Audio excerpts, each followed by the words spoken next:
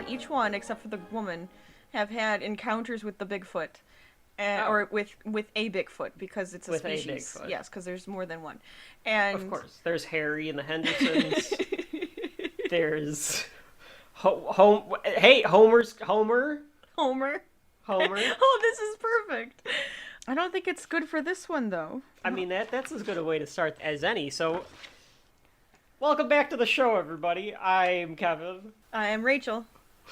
This is Shelf Life, a podcast that is going through all things culture to determine whether or not they have shelf life. And we're talking movies, TV, comics, games, sports entertainment, books. I think that's everything. Probably more. Food. And more. And more! But we come back to you from the previous episode. We have been going through, step by step, through season 1 of our favorite television show, The Simpsons, and going episode by episode. We deep dive into excruciating detail on this show to bring to you the best in what we can determine is shelf-worthy and has shelf life, to allow you to understand whether or not it belongs on your shelf, both physical and digital. So, Rachel, we've gone through the first 4 episodes. Where do we stand as far as The Simpsons goes? Where are we at? Where are we at in the season? Yeah. So, we went through Simpsons roasting on an open fire. That's right. Bart the Genius. He is. Homer's Odyssey. And There's No Disgrace Like Home. So if you did not catch the last episode where we went through this first season, please feel free to go back and listen. We also went through the history. We also went through the history of how the show was made, yes. I thought a subpar episode. Poor performance by us. Subpar. Very poor. Yeah. 4 hours long. It's not 4 hours. I mean, we might have talked for 4 hours, but I don't think after the edit, it's 4 hours. No. We talked for 6 hours. After the edit was 4. Oh, okay. That makes more sense. All right. Look, I will say it. I'll say it in every episode until people understand. We make these shows for the long haul listeners, those people that need it, and because this is what we do, and you can't stop us. But yeah, we might as well get started with today's first Simpsons episode. It is called Bart the General, and it aired on February 4th, 1990, written by the Simpsons great John Swartzwelder and directed by the Simpsons great David Silverman. So before we start talking about the episode, I think we should probably talk a little bit about John Swartzwelder, because this is the first time we've seen him as a writer. One thing to note about how The Simpsons writes, it's a writer's room. I think a lot of television shows are, and this is probably the first series that I had on DVD. I think we talked about that in the last episode. This was like the first thing I ever got on DVD, was the first season of The Simpsons. And growing up, or when I was a kid, I would watch the episodes, and then I would watch all the episodes with the commentary on. And they make John Swartzwelder seem like a legend in all of the commentaries, because they make the way that he comes off is he's like this recluse libertarian guy, almost like a Ron Swanson, where he's like, all of the rest of them were like these Harvard liberal educated people that like wrote for National Lampoon. John Swartzwelder was like a crazy man, but just insane that they found off the street. But like there is like a whole story about Sam Simon and James L. Brooks finding John Swartzwelder and having him write for the show. He writes a bunch of novels now, which apparently are very, very funny. His episodes tend to be more on the goofier side, much quicker when it comes to the jokes. And even in this first season, the shows where Swartzwelder is writing them, there are a few. There's references and they're goofier, but there's also things that like the writer's room had put in that aren't necessarily Swartzwelder, but like that was his I always think of it like the framework. You know, Al Jean and Mike Reiss have a framework. Sure. Swartzwelder has a framework. So that's a little bit about him. He has this, I think one of the stories they told was he used to write in this diner, and he would smoke in a particular booth. Okay. And when California banned smoking, or wherever he was I don't think he actually lives in California, but wherever he was living, banned smoking, he bought the booth. Oh my so God. that he could smoke at home. He literally took the booth home with him? I mean, that's the story amazing. that they tell on the commentary. So that's what we're working with. I want that. I want to have my own booth that I get to just buy and take home with me. I'd buy a booth. But that's the idea of the kind of person that we're working with when we talk about a John Swartzwelder script, and you get that. We have 2 of them coming up here, this and Call of the Simpsons, and you can see the similarities. They're usually Bart and Homer centric, etc. Most of these have been, anyways. Most of these have been. I mean, we got a Lisa one coming up. True. And there's a Marge one coming up. Oh, that's right. Yep, that's right. And I can't remember what the one episode is after Call of the Simpsons. I can't remember, but the Tellhead. Oh, another Bart I didn't know if you want me to tell you. We've got a couple Bart ones and a Lisa one. Yeah. The tell the head. So, should we deep dive into Bart the General? I think we should.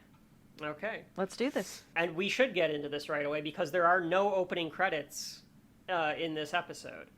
It's weird. Or no opening theme because the episode is so long that they don't have time to do the opening theme. So it does the clouds and it goes straight to the Simpsons house. Yeah, maybe that's what I should do for us too when we go too long.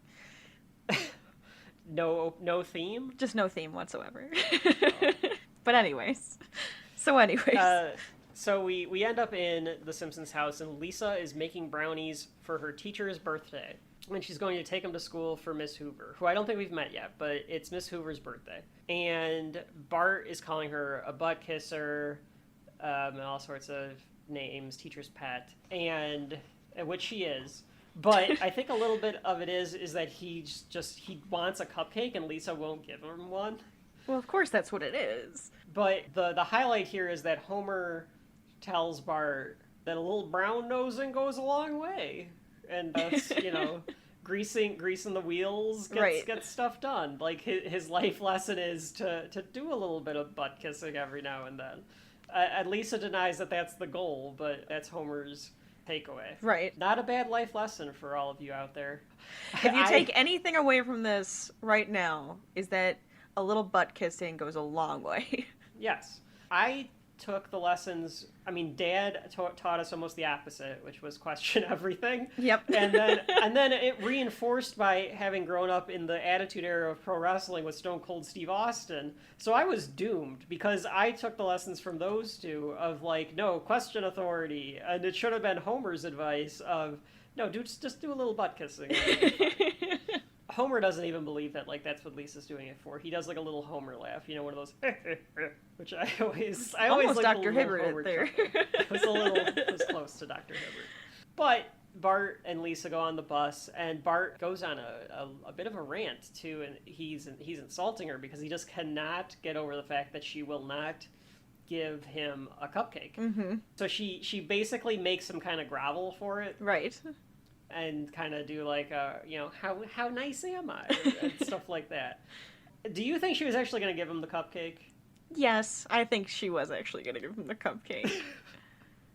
Because it's one of those things. It's a sibling, so you just kind of torture him for a little bit, and then you give him the cupcake because they're still your sibling. Yeah, because she got out of him what she wanted, which is for him to say that she's the best or she's smarter or whatever. Exactly. He says. That's what I would do. So he As the little sister. Yeah, I'm sure. I don't know if you ever made cupcakes and I needed one. I don't remember. If anything, you would have just went and taken one anyways. And oh yeah, screw you. I'm taking one behind your back. But she has him close his eyes to give him a cupcake, and as she's doing that, the school bus hits a bump, and one of them falls on the floor, and she shoves it in his mouth, which. Look, if a piece of food falls on the floor... No. It's a floor of a bus. No, yes, that's what I'm getting at. Oh, okay. If it's my kitchen floor and I know how clean or dirty it is, I'll pick it up and eat it. If it's a slice of pizza and it falls face down, or a cupcake, and falls face down? Probably not. I might have to like wipe a layer of the you'd have to do something the to frosting off or something because it's sticking. Then like stuff is sticking exactly. from the floor. A bus floor though, no, it's gone forever. No, that is straight in the trash. That's not even straight in the trash. That might be like a trash compactor. Like we need to burn it. Burn the cupcakes. Burn them all. Yes. Burn the cupcakes. I mean, it would be one thing.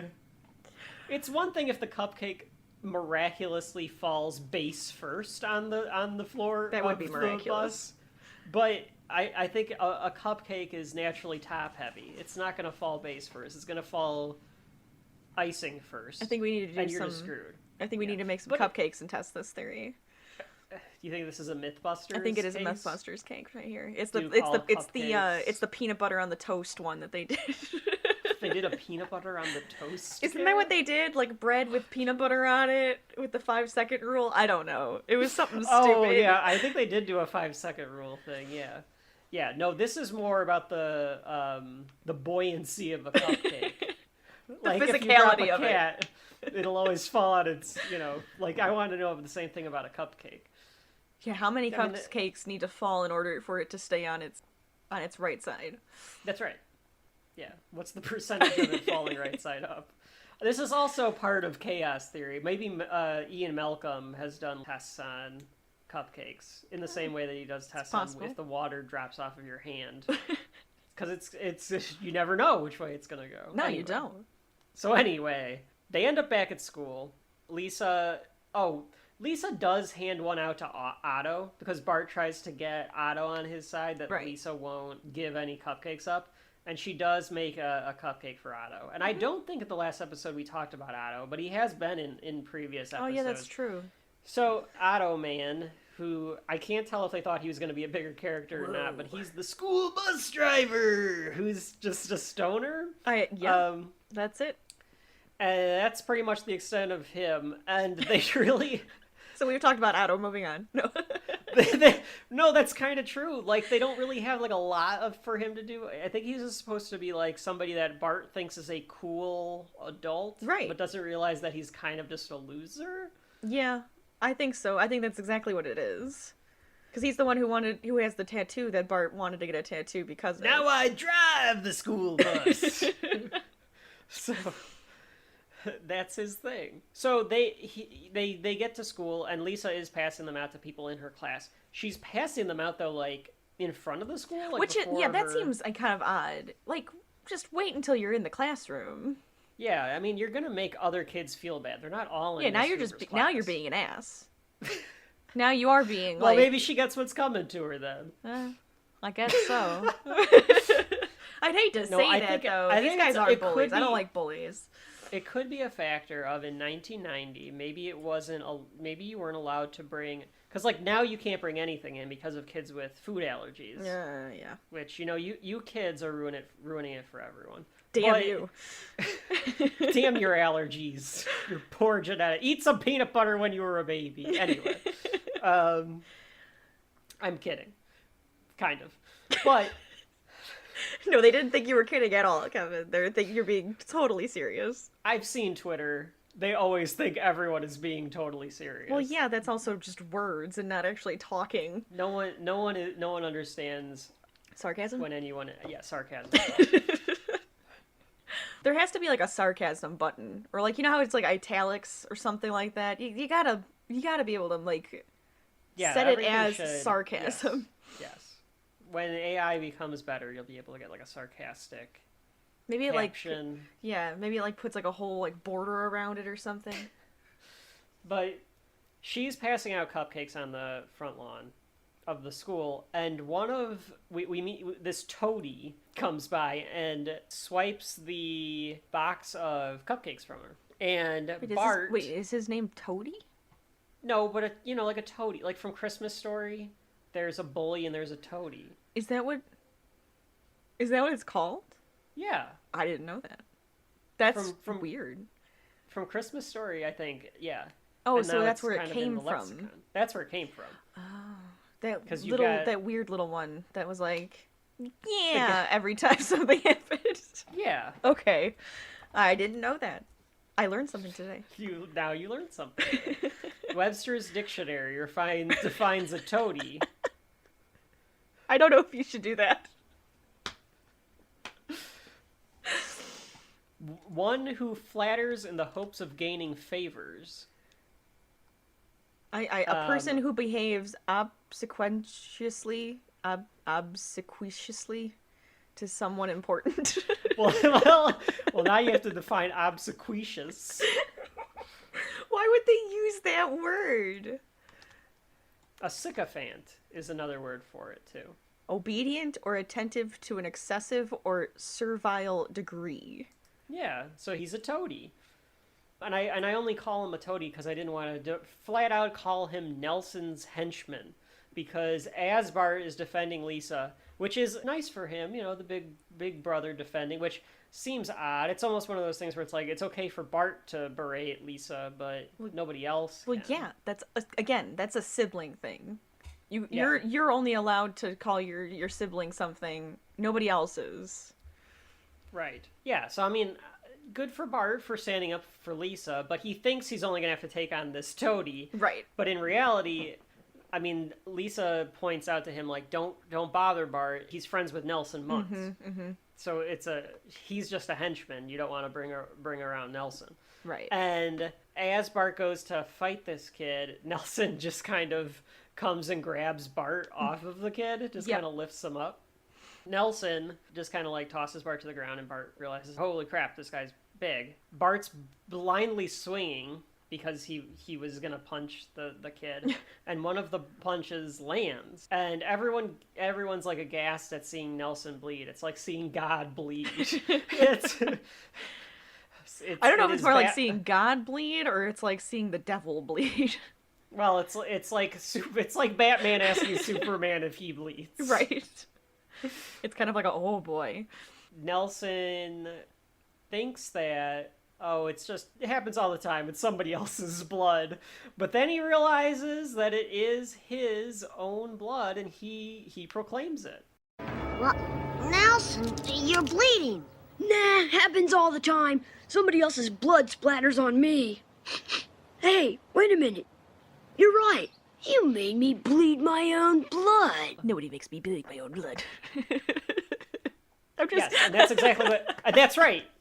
So there was a period of time where that quote from Dodgeball got credit for saying that quote. Right. It's from Nelson 13 years before that. And I think nowadays it's gone back to being credited to Nelson, but there was a period of time where people thought that came from Dodgeball. They How dare they? How dare they? Yeah, they took it. I mean, add it to the list. Dodgeball's... We like Dodgeball just fine. Yeah. We'll see if it has shelf life. Just fine.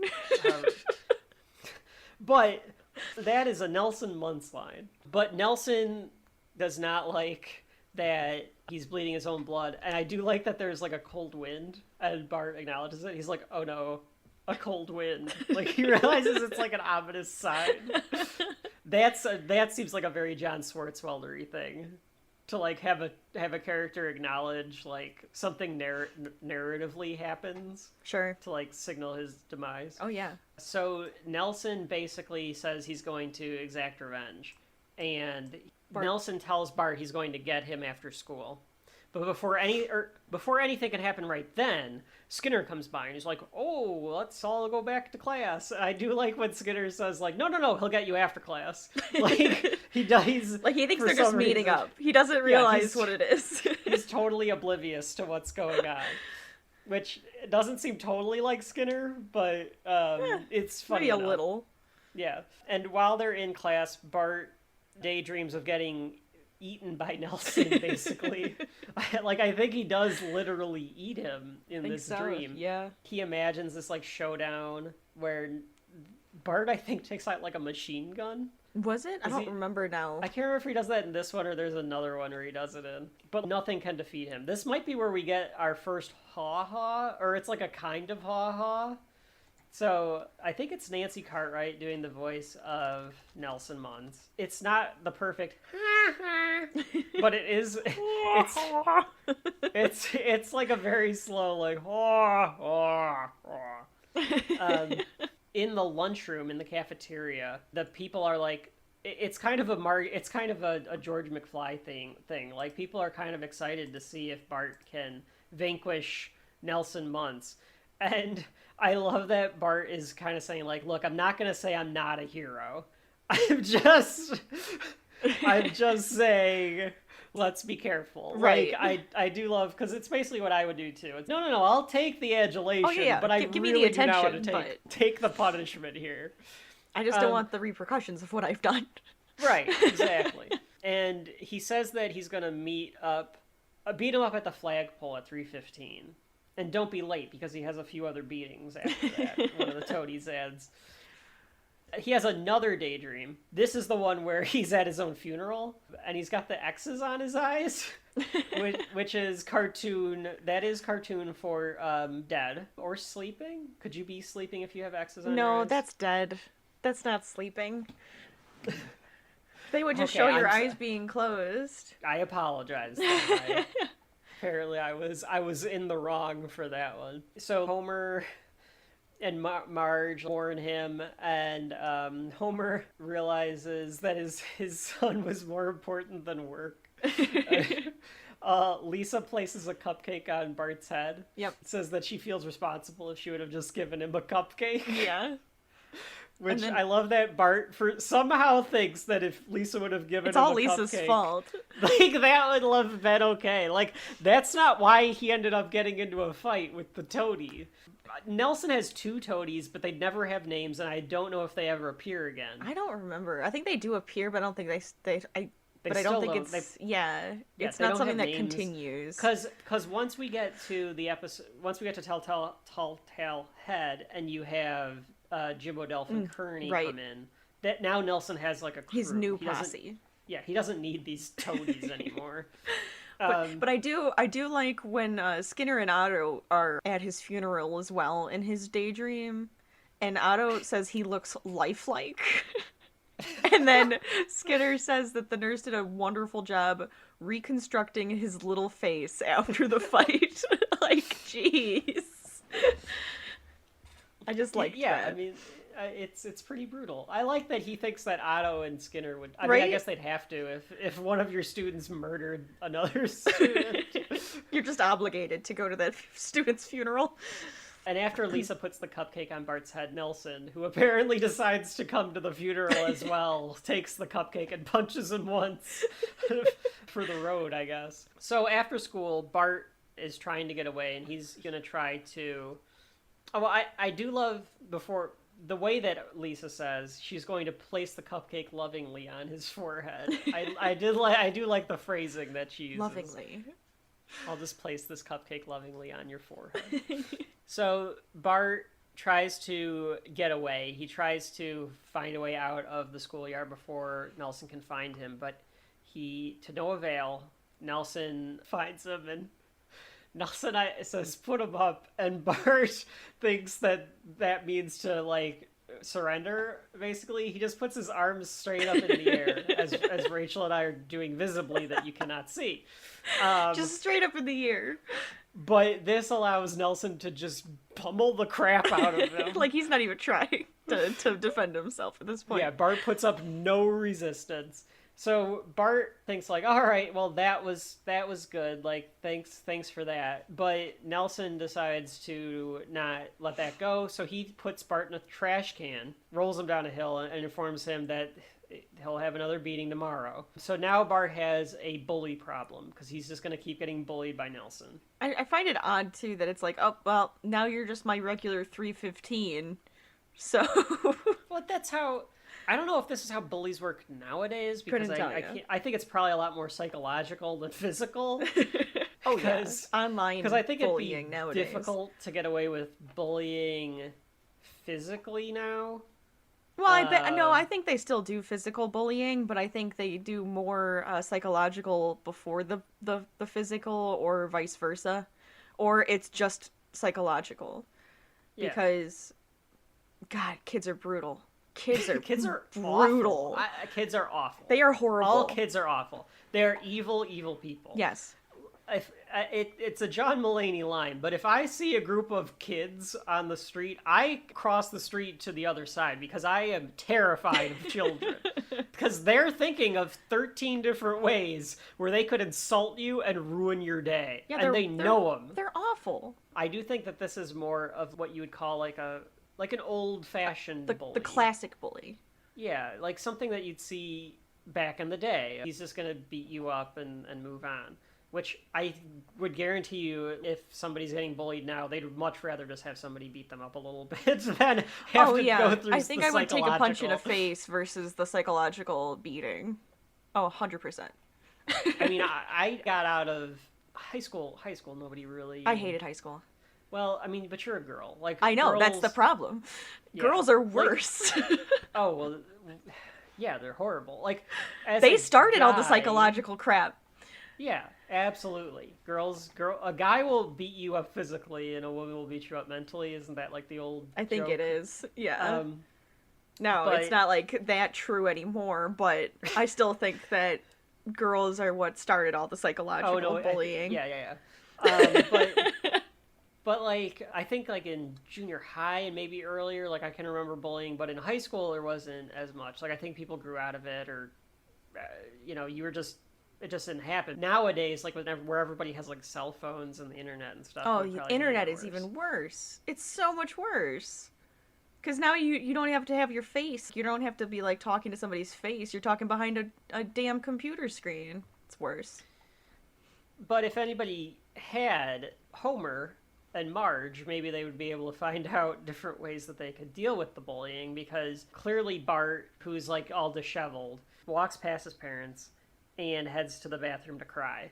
And it's very sad. It's really Bart's sad. just crying. And I think on the commentary they mentioned that they tried to go all out with the animatic to have Bart be like beat to hell, and it was too much. They were just like, no, it has to because they wanted it to look kind of realistic. Oof, I don't know. And it was like too much. Yeah. To like have him like all bruised and battered and stuff. It's bad enough that he just looked disheveled and then starts crying in a tub. I mean, I just can't. That's just enough. So Marge has Homer go talk to him. I did like Homer decides to dry his tears by taking the blow dryer, and we get a very funny looking animation of Bart's face being like pulled back, basically. Oh yeah. Marge is clearly dropping because Homer's advice is to fight back. Or Bart basically tells Homer that there's a bully problem, and Marge is eavesdropping, so she rushes in and tells Bart to go to the principal. Right. Like, you can't. You gotta can tell talk somebody to about it. him. Yet, like, you have to settle it civilly. And Homer says that that's against the code of the schoolyard. Which, hey, the people that learned the code of the schoolyard are basically the people in charge of the world. It's an unfortunate situation. Yeah. But it's basically a schoolyard. Look Well, at they're all Hollywood. children, It's pretty so- much a schoolyard. They're all still children. Those clowns in Congress have done it again. What a bunch of clowns. But no, I mean, I can't remember where I've like heard that before, but it's like the code of the schoolyard. There are some people that never get out of that habit, and unfortunately some of them still become successful and don't understand that it's not all about survival of the fittest like it could be on the schoolyard, as Homer is describing. Right.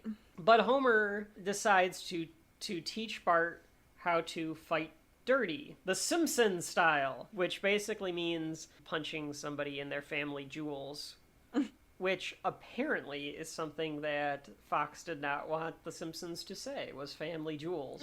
And it's like, thinking about that, like, you'd probably hear that on fucking Nickelodeon now. You could hear family jewels. Now? I don't know. Oh, you think it's gone? They you think it's gone bad? They wouldn't allow you to do that at all. They wouldn't even allow you to allude to kicking somebody in the family jewels because of how PG and like, I don't know. I'm gonna say right now, I think kids shows are crap now. I mean, because we're going to be doing a lot of kids shows from our youth and probably going, that was not as good as I remember. I know, we're gonna ruin the nostalgia.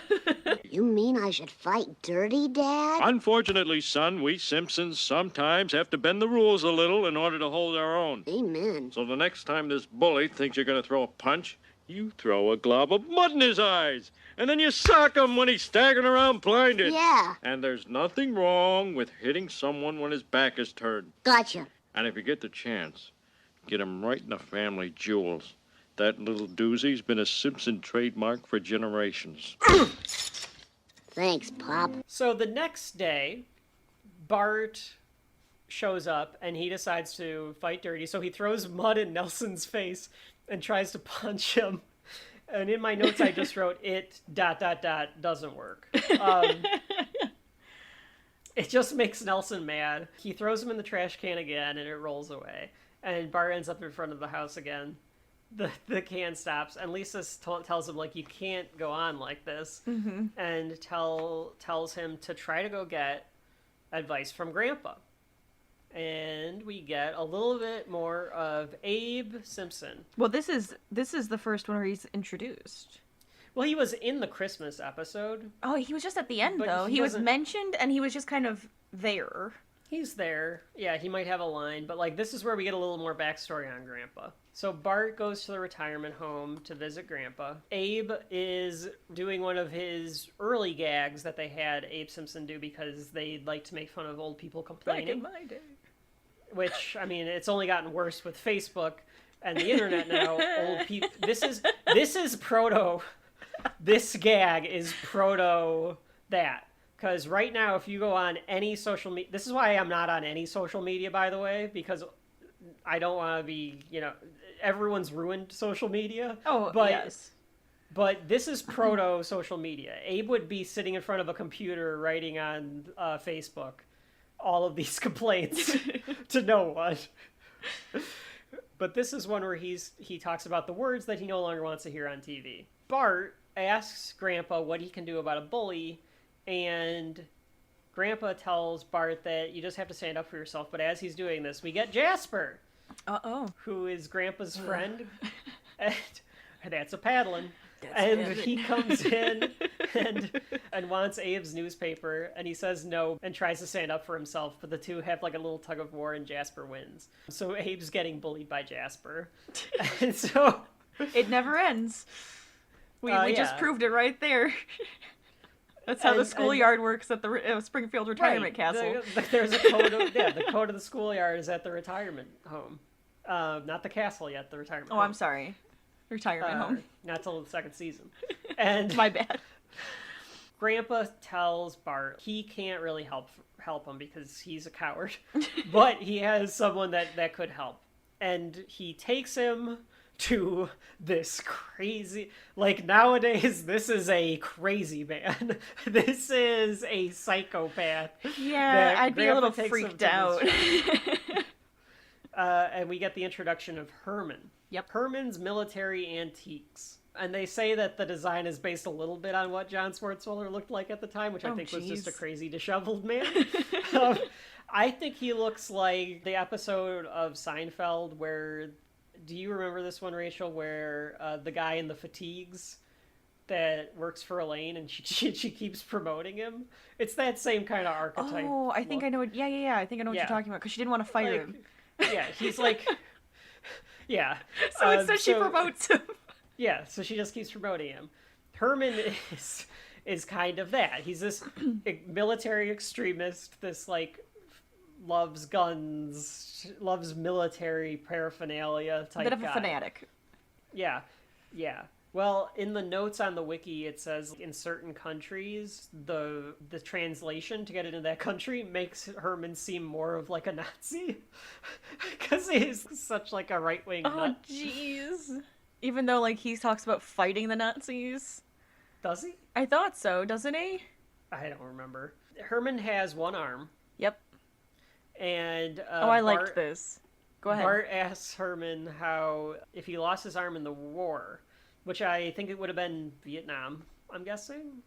Like possible. Yeah, that would make sense. And it's our second reference to don't stick your arm out of a moving bus. out of a window of the bus. Yes. I don't know if that was like a Matt Groening No, thing or I'm pretty something. sure it was a callback to the kid who got his arm you think off. he was I the think kid. he was the kid. Because he goes, well, let me put it this way. Next time your teacher tells you to keep your arm inside the bus, you do it. Like, I'm pretty sure he's the kid. So Herman tells Bart that they need to make an army, because he basically tells him, like, well, how many men do you have? And he goes, none. And he goes, well, you're going to need more. And so he tells Bart they have to put together a battle strategy, and he uses the Franco-Prussian War Treaty, because I guess he has the Franco-Prussian War Treaty to put together a declaration of war. I don't know why the Franco-Prussian War was used. It's a war from in the 1870s. It was like a year-long war between France and what became Germany. The first of many wars between France and Germany. It unified Germany. Gotcha. Is the idea. Oh, yeah. I kind of remember that now from school. But I don't know why that one. But it's funny enough because I guess it's Prussia. He has this like weird paraphernalia. It just seems like a random one to have. Now I remember he does mention Nazis because he asks Grandpa if he wants a pair of Nazi underwear. It's so here's my question to you. It's so weird. Is this a pair of underwear that would have been worn by a German in the 30s and 40s? Or is this like boxers with like the SS symbol on it? Oh, that is the either question, way, isn't it? Is it like underpants for a Nazi, or was it a Nazi's was underpants? it a Nazi's underpants? Are we gonna get flagged for saying Nazi like 12 times? Do I have to bleep it every time? So we're gonna get a mature rating on wherever we post this. I've already. Well, we said can only fuck, say the F word twice, so. well, fuck. Now we have an M. Because doing it one way, you can argue it's just a weird thing to collect. Right. Doing it another makes him a Nazi. Exactly. So now it makes sense. It would make more sense that he looks like a Nazi in other countries if he's Right, he's like, like maybe you I'm have selling Nazi underpants. Maybe you have an ancestor that was on the German side, and for some reason you have a pair of lederhosen. But if you just have something past that lying around, first of all, get rid of it. That's gross. Well, yeah. Like, you can collect things from the past. Just Clothing not underwear. Is not one of them. Well, clothing, sure. doesn't- Why can't you get the jackets and things, but not underwear? Things that Okay, touch that's the fair. immediate body. Anything that touched the skin? No. Okay, so anything that touches the skin, no shelf life. We'll make that ruling when we do our clothing episodes. But I don't know. No Like when shelf you go to a museum and you see the cool like uniforms and stuff, I say that's pretty neat. I say It that's is pretty neat. cool. Oh, I don't it's want to neat. see their underwear though. They may not even have worn underwear. We don't know.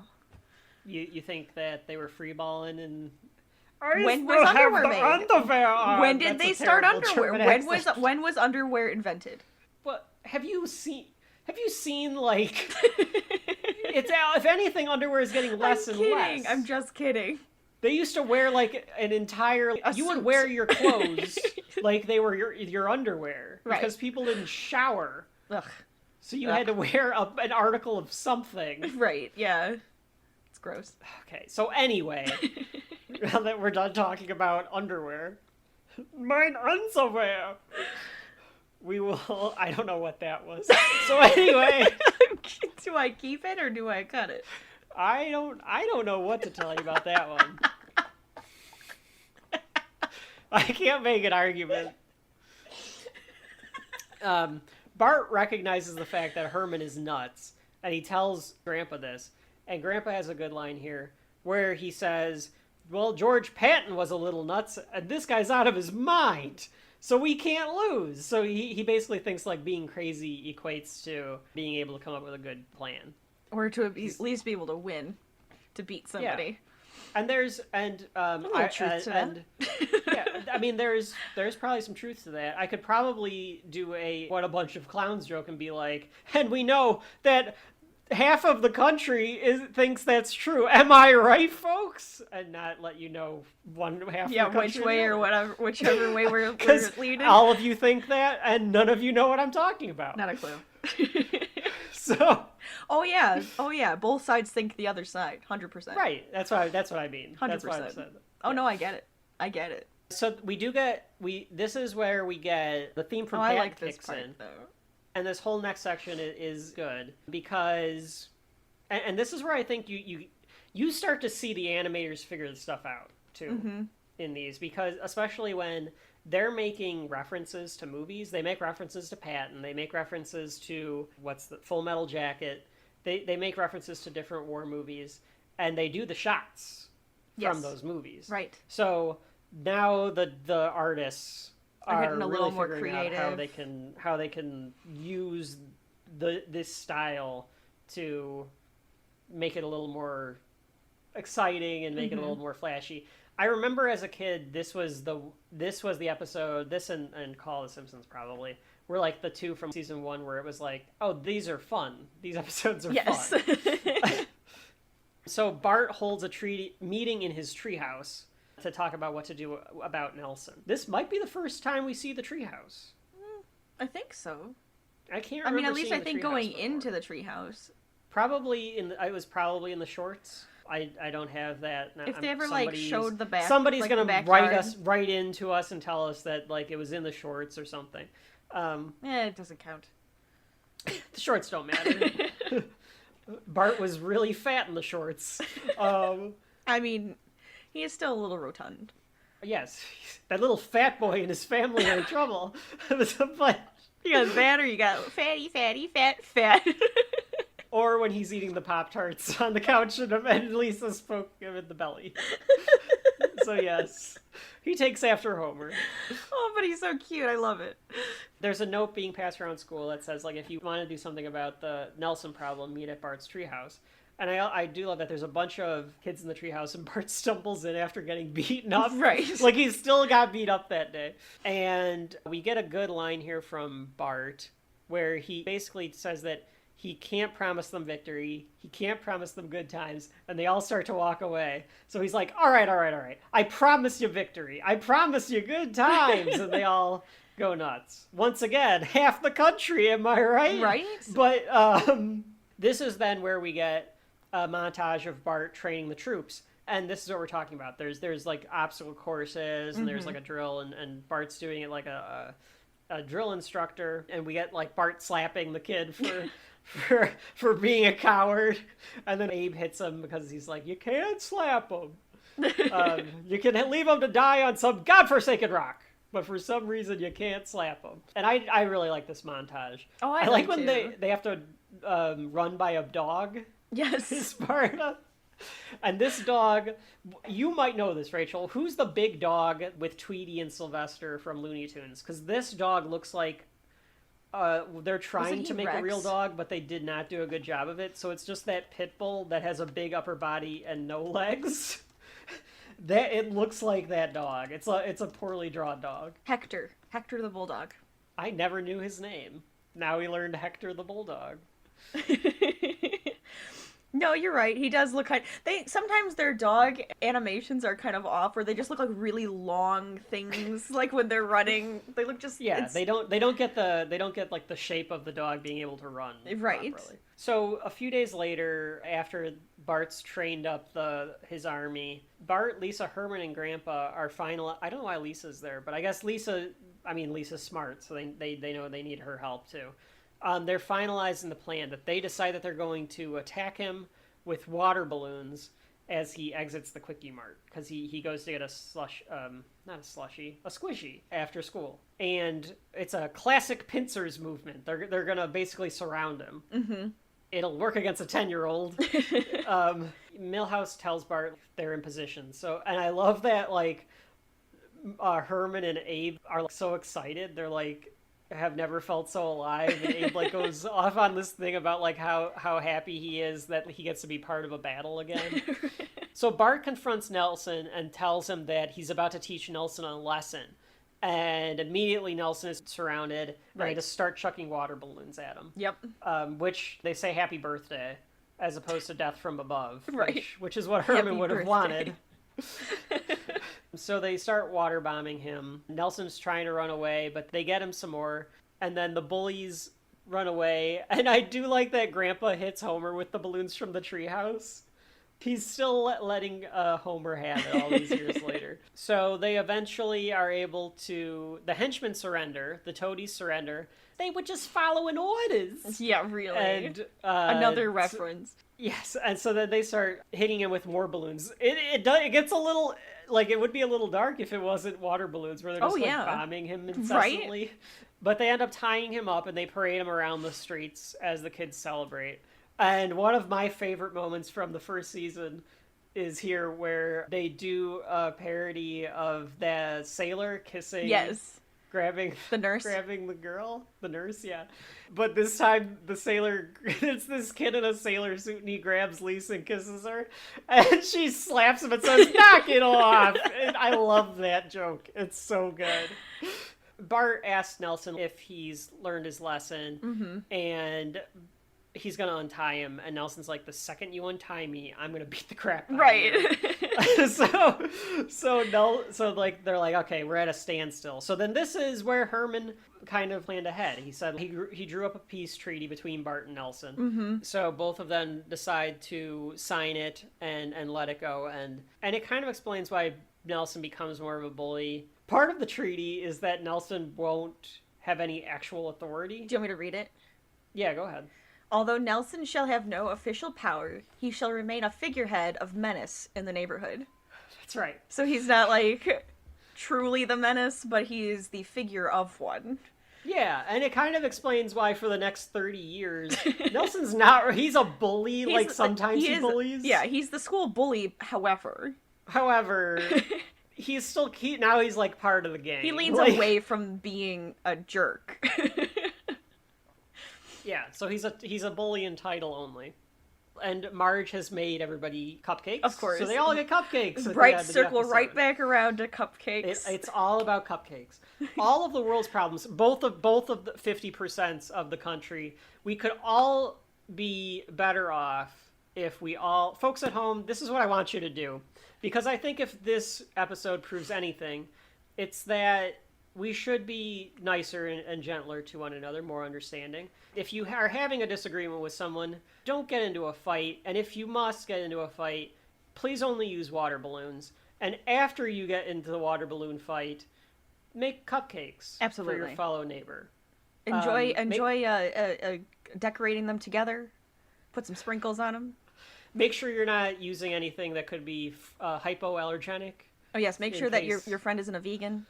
Or has a peanut allergy or something. Absolutely. I make these jokes because we had a dog, Rachel, that I would make fun of him my gosh. Constantly because he was the little kid that was allergic to everything. Everything. Just allergic to everything. But at the end he has of the a special episode, fish diet and yep. So anyway. Well, we'll get into that, I'm sure, in other episodes. We went from that to having a dog that is the most dog ever in the world. It's so true. At the end of the episode, they go to Bart, and he basically does like a little like, we had a lot of fun tonight, which is kind of a parody of what I was just doing. Right. But they do a thing where Bart is at a table in the library, and he talks about and tells the viewers about the seriousness of war. And he tells people that there are no good wars, except for the following: the American Revolution, World War II, and the Star Wars trilogy. And Rachel, we talked about our favorite war a couple episodes ago, and this just enforces that fact. It did. It truly did. I mean, Bart agrees.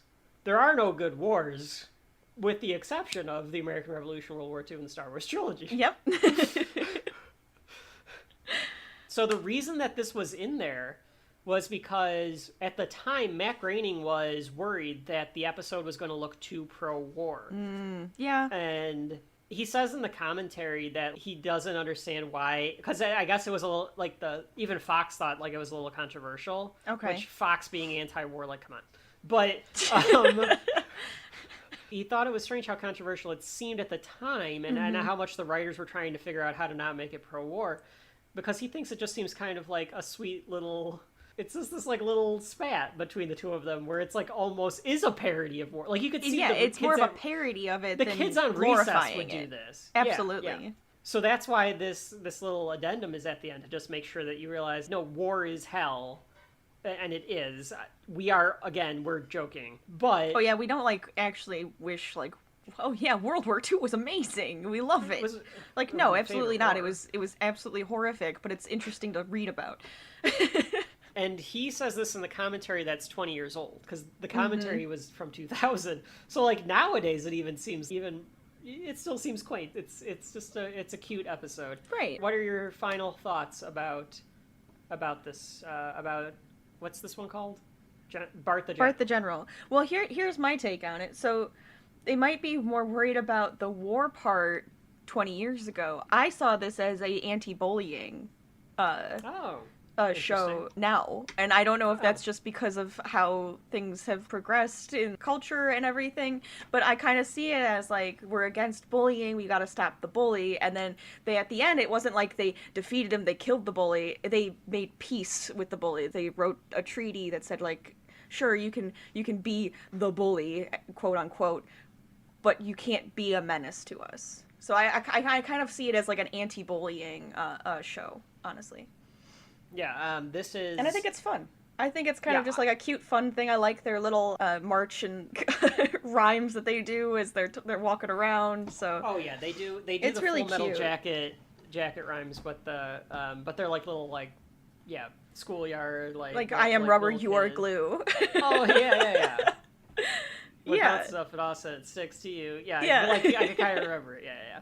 Yeah. No, I like this one a lot.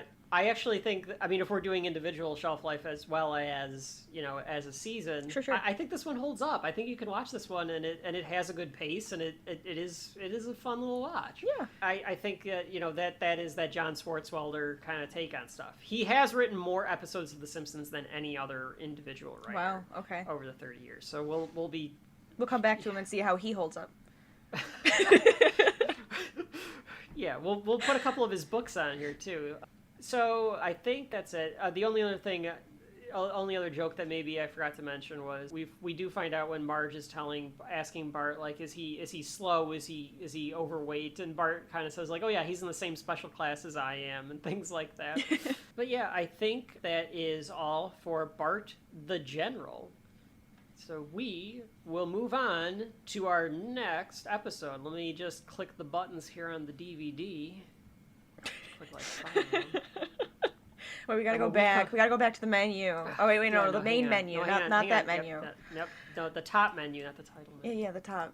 And now we have to listen to this song again. Well, when we come back, we'll get to the next. We'll get to the next episode. Ladies and gentlemen, boys and girls, contrary to what you've just seen, war is neither glamorous nor fun. There are no winners, only losers. There are no good wars, with the following exceptions: the American Revolution, World War II, and the Star Wars trilogy. If you'd like to learn more about war, there's lots of books in your local library, many of them with cool, gory pictures. Well, good night, everybody. Peace, man. Behold, the last Butterfinger in the whole house, and I have it. Dad says no teasing. Na na na na na na. Whoa! Check out the smooth, chocolatey outside, the crispity, crunchity, peanut buttery inside. Dad says if you make a scream, you're dead meat. You wouldn't scream. Now what? Never mind. Nobody better lay a finger on my Butterfinger. We're back. The next episode on our list is from February 11th, 1990, written by Al Jean and Mike Reiss, directed by Wes Archer. It is Moaning Lisa. So it is the first Lisa-centric episode of the series. Yes, it is. And I've known the title of this episode for 20 plus years. I never got that it was a take on Mona Lisa. I never understood that. I just got that doing the research on the episode. Wow. Wow. Every time I read Moaning Lisa, I always think of Mona Lisa. Every time. Well, aren't you special? Well, I'm also more art-centric than you. Yeah. So the chalkboard gag is, I will not instigate revolution. I feel like that, And- I guess after the general, it would make sense. Yeah, it's thematically appropriate. And the couch gag is they all run and squeeze into the couch, and Maggie pops up in the air, and Marge catches her. Yep. All of them pop up in this one, don't they? They all do There's a pop. There's a lot of popping up in this episode. Or I do like the pop in sound this they use, season's though. Gags. Kind of what? I like the pop sound they use, though. It's great. Yeah, it's great. This is the first episode that is really Lisa-centric. There are some thoughts on this one that, like, the writers were a bit worried, or I guess that, everybody on the show is a bit worried that doing an episode that's just based on Lisa being sad could be, a downer. Could be something like, well, we've kind of established that it's, a goofy show. Like, sure. Now you're just going to, like, do something about one of the characters being sad. Well, they did a sad Homer. Yes, They very did a much. very Like, depressed Homer. well, they did, but, like, this is more like Lisa's just kind of down in the dumps. You could probably constitute her as being depressed, too. I suppose so. I mean, it's very world weary. Like, It just makes me want to give her a hug, though, because she's super sad, and I hate and like it. before all of this, it was really like Lisa was smart, but she was never this precocious. She was never this knowledgeable about the fact that, like, oh, the world is such a desolate place, and like this kind of stuff. Sure. And like now, this is the episode where you start to get the idea that, like, Lisa is a little bit more very... like a strong attachment to the nature and the world and how it's progressing. Yeah.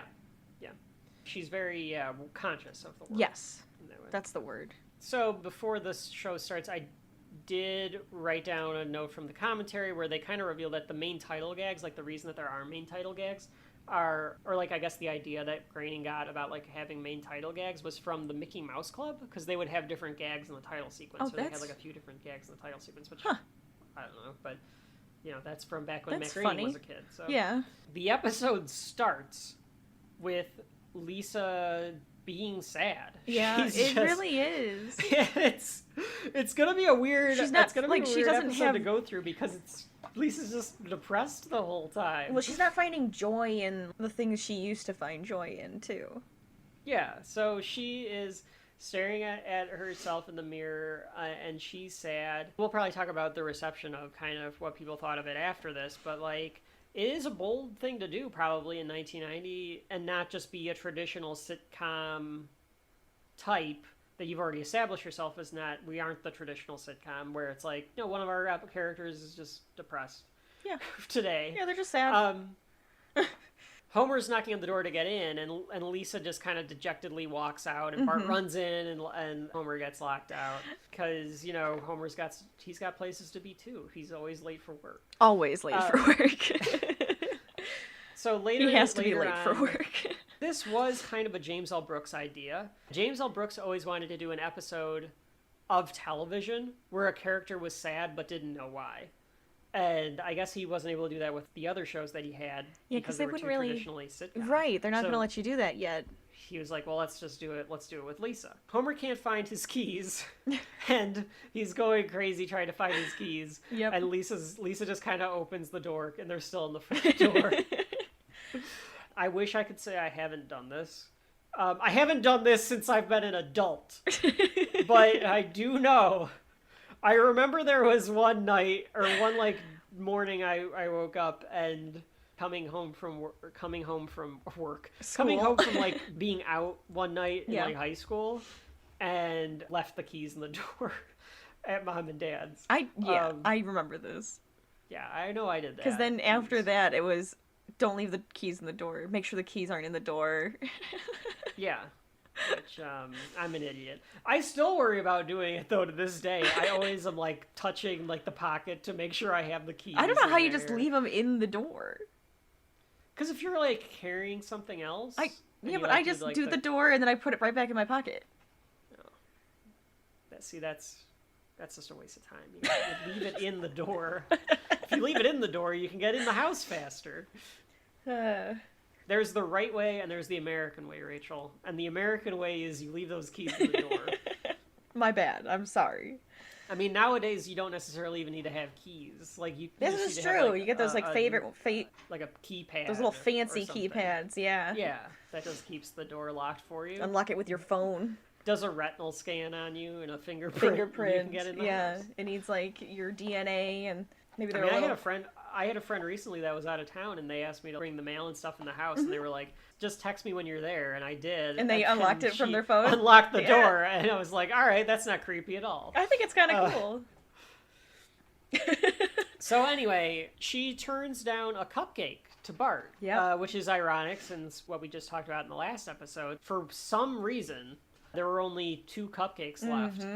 And Lisa defers to Homer and Bart. She's just depressed, and she doesn't want to put any effort in anything. And so we get her playing the saxophone in band Yes. with Mr. Largo. This might be the first Mr. Largo outside of the main titles. I think so, yes.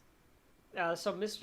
Because they didn't Mr. do it at like Largo. the pageant or anything. They weren't playing their music, so... No, and Mr. Largo really doesn't do much, as far as I know, throughout the series. He's just kind of this, like, I'm just the band instructor. Yep, like this pretty much. pathetic band instructor who doesn't like Lisa's creativity. Yeah, because she starts to riff a little bit. Yeah, she starts to do some bebopping over My Country 'Tis of Thee, which I always do like in shows when they accurately get kids playing badly in band. Yes, it's just...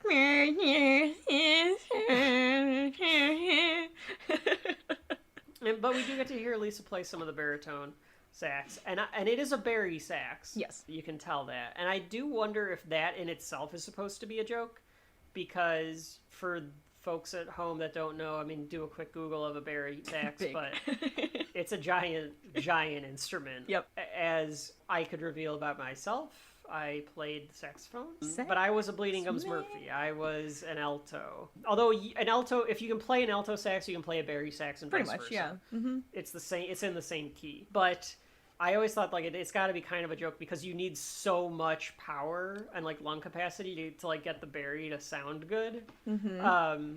And like she's just having, this, like, and she's little so 8-year-old. small. Yeah. Yeah, play it was probably like part of the joke. I feel like she'd like And bust be a so lung. good at it. Yep. Well, we do find out later on that she has stubby fingers. Yes. Well, that's Which the Homer is- side. Yeah, which she gets her Homer. I'm glad that you remembered that joke. I was wondering if you'd remember that reference. Damn stubby fingers. So later on, she's in the cafeteria, and a food fight breaks out, and she doesn't even want to like participate in the food fight because she's upset. She's in gym, and you're supposed to play dodgeball. She doesn't want to play dodgeball. Well, whoever wants to play dodgeball. Dodgeball was a great game. It was Are you fine. kidding? Like, No, it was fine. They Well, we didn't didn't let us play dodgeball. I was gonna enough. say we didn't have like the real dodgeball though. Like we didn't You have. had to roll the ball. You had on to the roll the ground. ball. It had to roll. Yeah, if it bounced, you You were out. If Yeah. you threw it, then you were out. Yeah. Yeah. I mean, there Those was kids this. today- There was the lock-in that we did, and then we actually played real dodgeball, and we're like Nice. wailing it at each other. But yeah. as you do. So I mean, But, it's like, fine. The balls that we had in like junior high and elementary school though were like soft. True. They weren't like a hard dodgeball. So No, you they weren't barely they weren't could- the rubber balls. No, they were like felt. It was like if you got them wet, they would have done that They were thing where they like foamy. absorbed all the water. Yeah, they were foam. So like you could barely throw it to begin with. So like you had to roll the damn thing. But those were fun days when we played that game. I don't even know what it was called, but it was they set up think we bowling just called it- pins. Did you not play that version? No. You would set up bowling pins across the gym floor, and the objective of the game was to either get everybody out on the other side or to knock down all the pins. Oh. Okay. So, and that was a lot of fun. And then like the people that didn't really want to run around would just stand in front of the pins and be like a Oh yeah, be like the a human goalie. shield. Yeah. So anyway, that's dodgeball. It's 2 Simpsons episodes in a row we're making dodgeball references. But in the meantime, Bart and Homer are playing a video game, a boxing video game. Yes. As a son of a father, that's how they tend to happen. It's okay. Playing playing a video game, with your dad is a pastime. Absolutely. That should be done generation after generation. And our dad was a nerd, so... Well, or is a nerd. Why am I saying it past tense? Our dad is a nerd. He'll be on the show eventually to talk about God knows what. Like, we're going to have him as a guest on an episode or two. But, like, having that... For us, it was always Madden. We'll have an episode on Madden, at least one. But, like, I could see us having played... Like, I always feel like this was an idea of, like, a boxing game. It would have been, like, the Mike Tyson boxing game, which we never played because it was Super Nintendo. We were a Sega Genesis house. That is true. I mean... But this even predates Sega Genesis. If you wanna equate it to a sport like that, I would say we played the wrestling game. Well, of course. And that would probably be more so... There's a world of difference there. Oh, I know there's a world of difference. I'm not saying it's the same, but I think it's closer than Madden. That's your opinion. But anyway... Bart and Homer are playing a boxing game. It's called Super Slugfest, which makes me think it's like an idea of like it's a Super Nintendo almost, or the Mike Tyson Punch-Out. And Homer loses his 49th consecutive tie to Bart. While they're playing the game, I do like that. And this, I'm sure mom had this experience with me and dad playing video. I mean, she still does to this day. Like, yes. When we're playing the video game, get the fuck out of the room. Because we are going to be pissed off at each other. And we do not need a distraction. And we'll start yelling at you. Yes. Because we want to yell at each other. But Marge comes in to show something that came home in regards to Lisa. Mm-hmm. And Homer, assuming that it's Lisa, is like, oh, that's great! That's wonderful! Then realizes that it's a note saying that Lisa refuses to play dodgeball because she is sad. Yep. Which is a really sad thing, too. It's so sad. Yeah, and the act break just ends on Lisa just looking sad. Yes. And I just want to give her a hug. I don't like seeing sad people. It just makes me sad. Homer does attempt to discover, like, why Lisa's sad. He does try. And Homer just can't... She says Homer won't be able to understand. But he tries. He's trying to get her to help. Right. And she... seems to be having an existential crisis. Kind of, yeah. And this is where, like, you really get, like, her intellectualism, how she feels. Mm-hmm. Well, she doesn't look sad. I don't see any tears in her eyes. It's not that kind of sad. I'm sorry, Dad, but you wouldn't understand. Oh, sure I would, Princess. I have feelings, too. You know, like, my stomach hurts, or I'm going crazy. Why don't you climb up on Daddy's knee and tell him all about it? I'm just wondering, what's the point? Would it make any difference at all if I never existed? How can we sleep at night when there's so much suffering in the world? Well, come on, Lisa, ride the Homer horsey. Giddy up, whee! Lisa, honey, why don't we go upstairs and I'll draw you a nice hot bath. That helps me when I feel sad. Sorry, Dad. I know you mean well. Thanks for knowing I mean well. She also, in that conversation, she does give Homer some kudos for trying and meaning well, and that's true. Like, Homer can't come up with a good answer, and, you know, I think that at least he does try. But I also think that that's part of Lisa's problem, is that she doesn't think that she can have an intellectual conversation with her dad. Yeah. I guess. Like, for Lisa, I think that's, like, something that's important to her. And Homer's just not, I'm just a big kid. Like, he can't have that conversation. So Marge decides to have Lisa take a bath and try to feel better. And Bart thinks that she's faking. So she comes back down and Bart's like, you're faking so you can get out of doing chores. Because Bart's vacuuming and he's not happy about it. Again, like this, we have been getting a lot of, like, good brother-sister, like, spats here. I do like the little brother and sister, like, interactions. That's always nice. And that, Maggie, which is probably another reason why you and I liked this so much, is we had, like, the Bart Lisa. Well, I mean, we're not fully Bart Lisa, obviously, but it's kind of like... I'm more Lisa. And you're more Bart. I'm not more Bart. I'm not Bart. You're more Maggie. Yeah, I'm more Maggie, that's right. But it's still, like, the interaction and stuff. It's kind of like, oh, yeah, you know... No, we would do this to each other all the time. Right. We still do. We quote Bart and Lisa when Mom thinks the two of us are like fighting, and it's like, no, we're just doing a bit. We're doing a bit. Is this a bit? I mean, we do the same thing with Arthur and DW. 100, yeah. Even more so, probably Arthur and DW. Probably a little bit more. Because when we were young, I was Arthur and you were for sure DW. I wasn't that bad. You're mean. You are mean. I was not a DW. Well, you were more DW than you were Kate. Kate? Kate's the baby. Oh my god, I always forget there's a stupid baby at one point. You know what? Kate's fine. She's fine. I always forget. I'll mention. I do like the Kate and Pale, and when Pale's British. I mean, that's wonderful.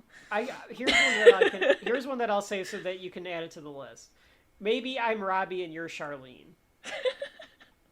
Oh my god. Don't say what it's from. No, you're right. That's probably more accurate. Just leave it as it is. So anyway, maybe I'm a mix. Maybe we're all a mix of those characters, though. Yeah, because of course we are. But I mean, whatever. No, I like whatever that. Add that one to the list. I'm 100% writing that down. We're not gonna say it, but I'm writing it down. No, we're not gonna say it. We'll say it more explicitly later. But for everyone that listens, understands, that got the reference, I'll give them a little bone and not fully explain that one. Because it's coming. Oh, there's gonna be some real good ones in that. Yeah, we'll be brought to you by Fluff Candy. So anyway, all right, back to The Simpsons. So they decide to fight for Maggie's attention. Maggie's watching TV on the couch by herself because she's a genius. Bart's in the room with her. But they both are like trying to get Maggie to like come to them because they're like, who loves you more? Right. And of course the joke is that Maggie goes to the TV and hugs the TV. Oh yeah. Who do you love more? The TV. Which is true. That's the way it should be. And babies do love the TV. I think, as we've probably explained earlier, like it's bright. That's what they love. It's shiny. Changes colors. Sound comes from it. It makes ice. Homer and Bart are playing the video game again. Bart easily wins, so he's up to 50 straight wins now. And Homer blames the loss on that damn saxophone. Stop playing that saxophone. I don't know if he calls it a saxophone. I don't think he calls it a saxophone in this one. Saxophone. But Lisa is playing sax in her room, and Homer needs a reason to be upset. So he tells her to stop. And she starts crying, and again, like, Homer's not quite sure what to do, but she just says, like, she'll practice her fingering. For anybody that's played a saxophone or like has a friend I love or the family sound member that of plays a saxophone, this is perfect. Like, it's gotta just be somebody fingering the sax. I love the sound of that the noises, though. It's great. Like, it is a saxophone fingering. We're gonna get flagged for me saying fingering. It's very satisfying. And you should look up saxophone fingering, please. You're just gonna enjoy the sounds. Thing? I don't. Okay. You know what? I bet it is folks, a thing. I bet. Don't Google saxophone fingering. I bet it's an ASMR Please. thing. I bet it's an ASMR thing. It might be an ASMR because thing, but I I'm enjoy the sound of it. I know you probably. I know. Please do it. Please do it. Now I'm very excited about it. Oh God. Please do this in, like, incognito mode or something. Don't... No. Normal mode, at work, please look up saxophone fingering. But... Nothing else. So, while she's laying in bed, she hears a saxophone playing in the distance. And she just sneaks out of the house. She, like... again, try leaving a window holding a baritone sax. Yeah, really? Being 8 years old. But she leaves the house and she goes to find the source. And she walks through the town and discovers on the same overpass that was from Homer's Odyssey, she finds a man playing a saxophone. And this is where we meet Bleeding Gums Murphy, played by Ron Taylor. He's playing the sax. Back at the house, Marge is dreaming about her childhood. Oh, this is sad too. This is sad. This is sad, but this is definitely like an indictment on the generation before. I don't know if it's an indictment on the greatest generation or the baby boomers, like on how they treated their kids. Right. To to hide their feelings. Oh, it's sad. And like nowadays, people don't like the fact that the people that are 35 and younger are a little bit more open about it. Too emotional, and it's like, no, it's because you guys were all kind of messed up by not showing your emotions. But the whole that we're trying to make up for the fact and be open about it. Like, no. Now we're catching up to the fact that, like, no, it's fine. You can be whatever you. If you feel sad, let us know you're sad. You know, it's like fine. Be sad. Yeah. If you want to play video games and collect action figures as an adult, you can do that. Yes. If you want to be into sports and football, you can do that. If you want to trade money on the stock market, you can do that. If you want to be a dancer, be a dancer. It's whatever you can be that person. You can have emotions, you can have hobbies, you can be your person. But in our little Marge's soapbox. world, Rachel's that has been Rachel's soapbox. Doo-dee-doo-doo. I'm not stealing the more you know. Don't put that in there. I'm sorry, yes. Rachel. Do-dee-doo-doo. There we go. go. No, that's stealing from something else, too. We'll find something. Anyway. So anyway, in Marge's dream, her mom is telling her to always make sure that she smiles. Even when she's sad. Even though she's sad. And I do love that at the same time Homer's having a dream where he's in the video game and Bart's beating the crap out of him. And he wakes up to a nightmare and then falls immediately back to sleep. Just screams and back to sleep. It's a good Homer scream, though. It's a Homer scream. I thought it was a gag that you'd see in future seasons, too. It did not feel like a season 1 joke about him, like, waking up and immediately screaming. Right? And then falling right back to sleep. Yeah, so a really good joke there. And then we go back to Bleeding Gums and Lisa, and Bleeding Gums is jamming with her. He's like telling her, like, going through a bunch of different types of, play me the G scale. He's testing her. Yeah. And realizing that she's really good at jazz. Well, just saxophone in general. And that she has the affinity for jazz. They go back and forth. They agree to jam back and forth. And she does the 2nd grade blues. I got a bratty brother. He bugs me every day. And this morning my own mother, she gave my last cupcake away. My dad acts like he belongs in the zoo. I'm the saddest kid in grade number 2.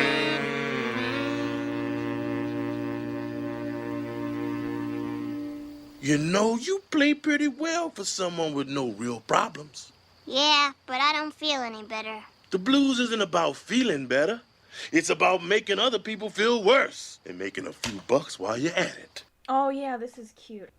Yeah, so anyway, Marge gets worried. I don't know how she finds her, but she does find her. Yeah, that's true. How does she find her? Maybe she hears the saxophone music in the distance. Gets drawn to it. A mother's blind love. I like that she says, like, get away from that jazz man. And she says, like, I'm sorry, nothing personal. I'm just afraid of the unfamiliar, which is also a good line. It's like a good... Well, I'm the same way. I'm afraid of the unfamiliar. Yeah, but she shows up and brings her home. Bleeding Gums continues to do her song as they leave. And I wrote down in my notes at this point, like, this is a very small story. It is. It is just a very character-driven... compared to the last episode, being this like boisterous war parody, like all about the story. Yeah, and this is all about very Lisa. Much more just the character of Lisa and her relationship with her mom and her dad. Homer. Oh well, I guess we should say this first because I think it comes first.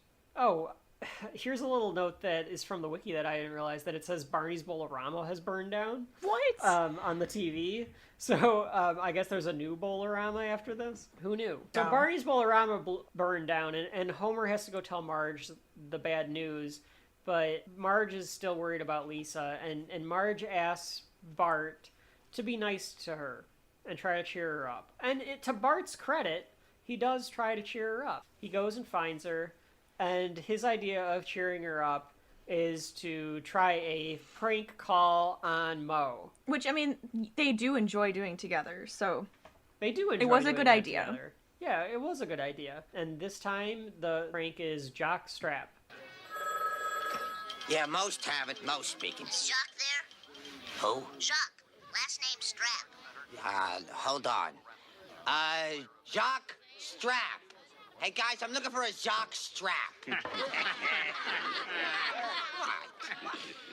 Oh, wait a minute. Jacques Strap. It's you, isn't it, you cowardly little runt? When I get a hold of you, I am gonna gut you like a fish and drink your blood. Where's your sense of humor, man?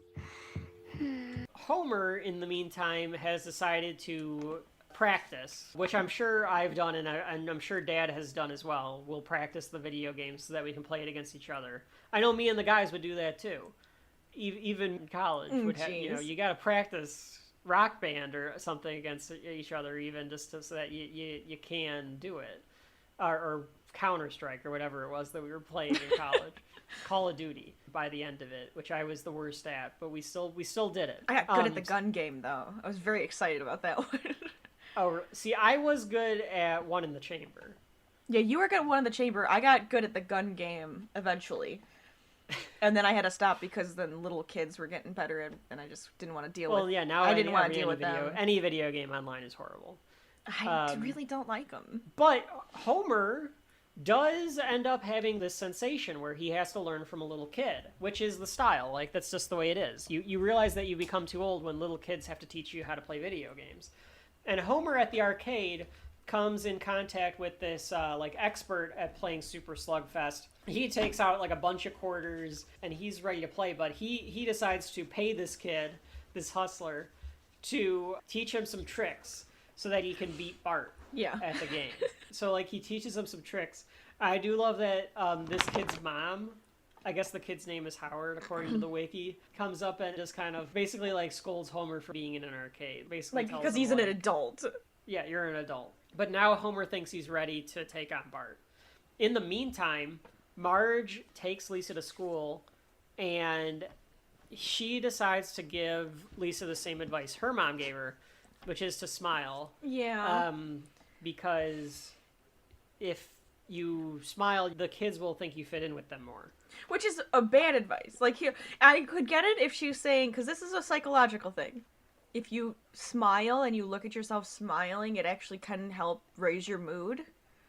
So it's like something that you could do, but she's saying it as to fit in with other children. Such is not a good way of doing it. No, again, a little butt kissing, like, Marge and Homer not exactly giving probably the best advice, but it is funny advice nonetheless. However, she gets really angry. So like some kids, so she does it. Right, she Lisa goes out there and she does her fake smile, which she just looks like she's grimacing. And these kids seem to say how, she seems normal now, and she used to be kind of weird, but now that she's smiling, they don't think that she's as weird. Mm-hmm. And Mr. Largo comes out and tells her not to be so creative. And yeah, Lisa and agrees I to think do the this. Boys even were saying like maybe you should come over, you could do my homework or something like stupid. And Lisa just gives into it. Right. Which is definitely it's a female empowerment message, I think. 100%. Marge realizes this is bad advice, and Lisa is smart enough to not have to do that, like to put up with that kind of crap. Right. Which is probably pretty progressive for 1990. It to is. Be able to tell little girls. Marge kind of learns her lesson that it's like, it is a female empowerment thing, because a lot of the times you have guys or other people saying, oh, you should smile more, and like crap like that. And now these boys are giving her attention, and she's just kind of giving into whatever they want because now she's smiling and they like her, and it's like, Marge is like, what did I just do? That was dumb. Right. She doesn't need that. And she even says, you can be sad. Lisa, I apologize to you. I was wrong. I take it all back. Always be yourself. You want to be sad, honey? Be sad. We'll write it out with you. And when you get finished feeling sad, we'll still be there. From now on, let me do the smiling for both of us. Okay, Mom. I said you could stop smiling, Lisa. I feel like smiling. Meanwhile, in the subplot, Bart and Homer play again. And Bart says, like, this is the last time, Homer. I've beaten you 50 times in a row. And instead of that happening, Homer, knowing all the tricks, starts toying with them.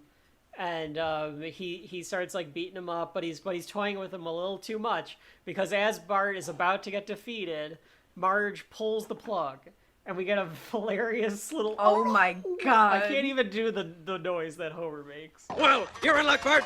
Here comes my right. Oh no!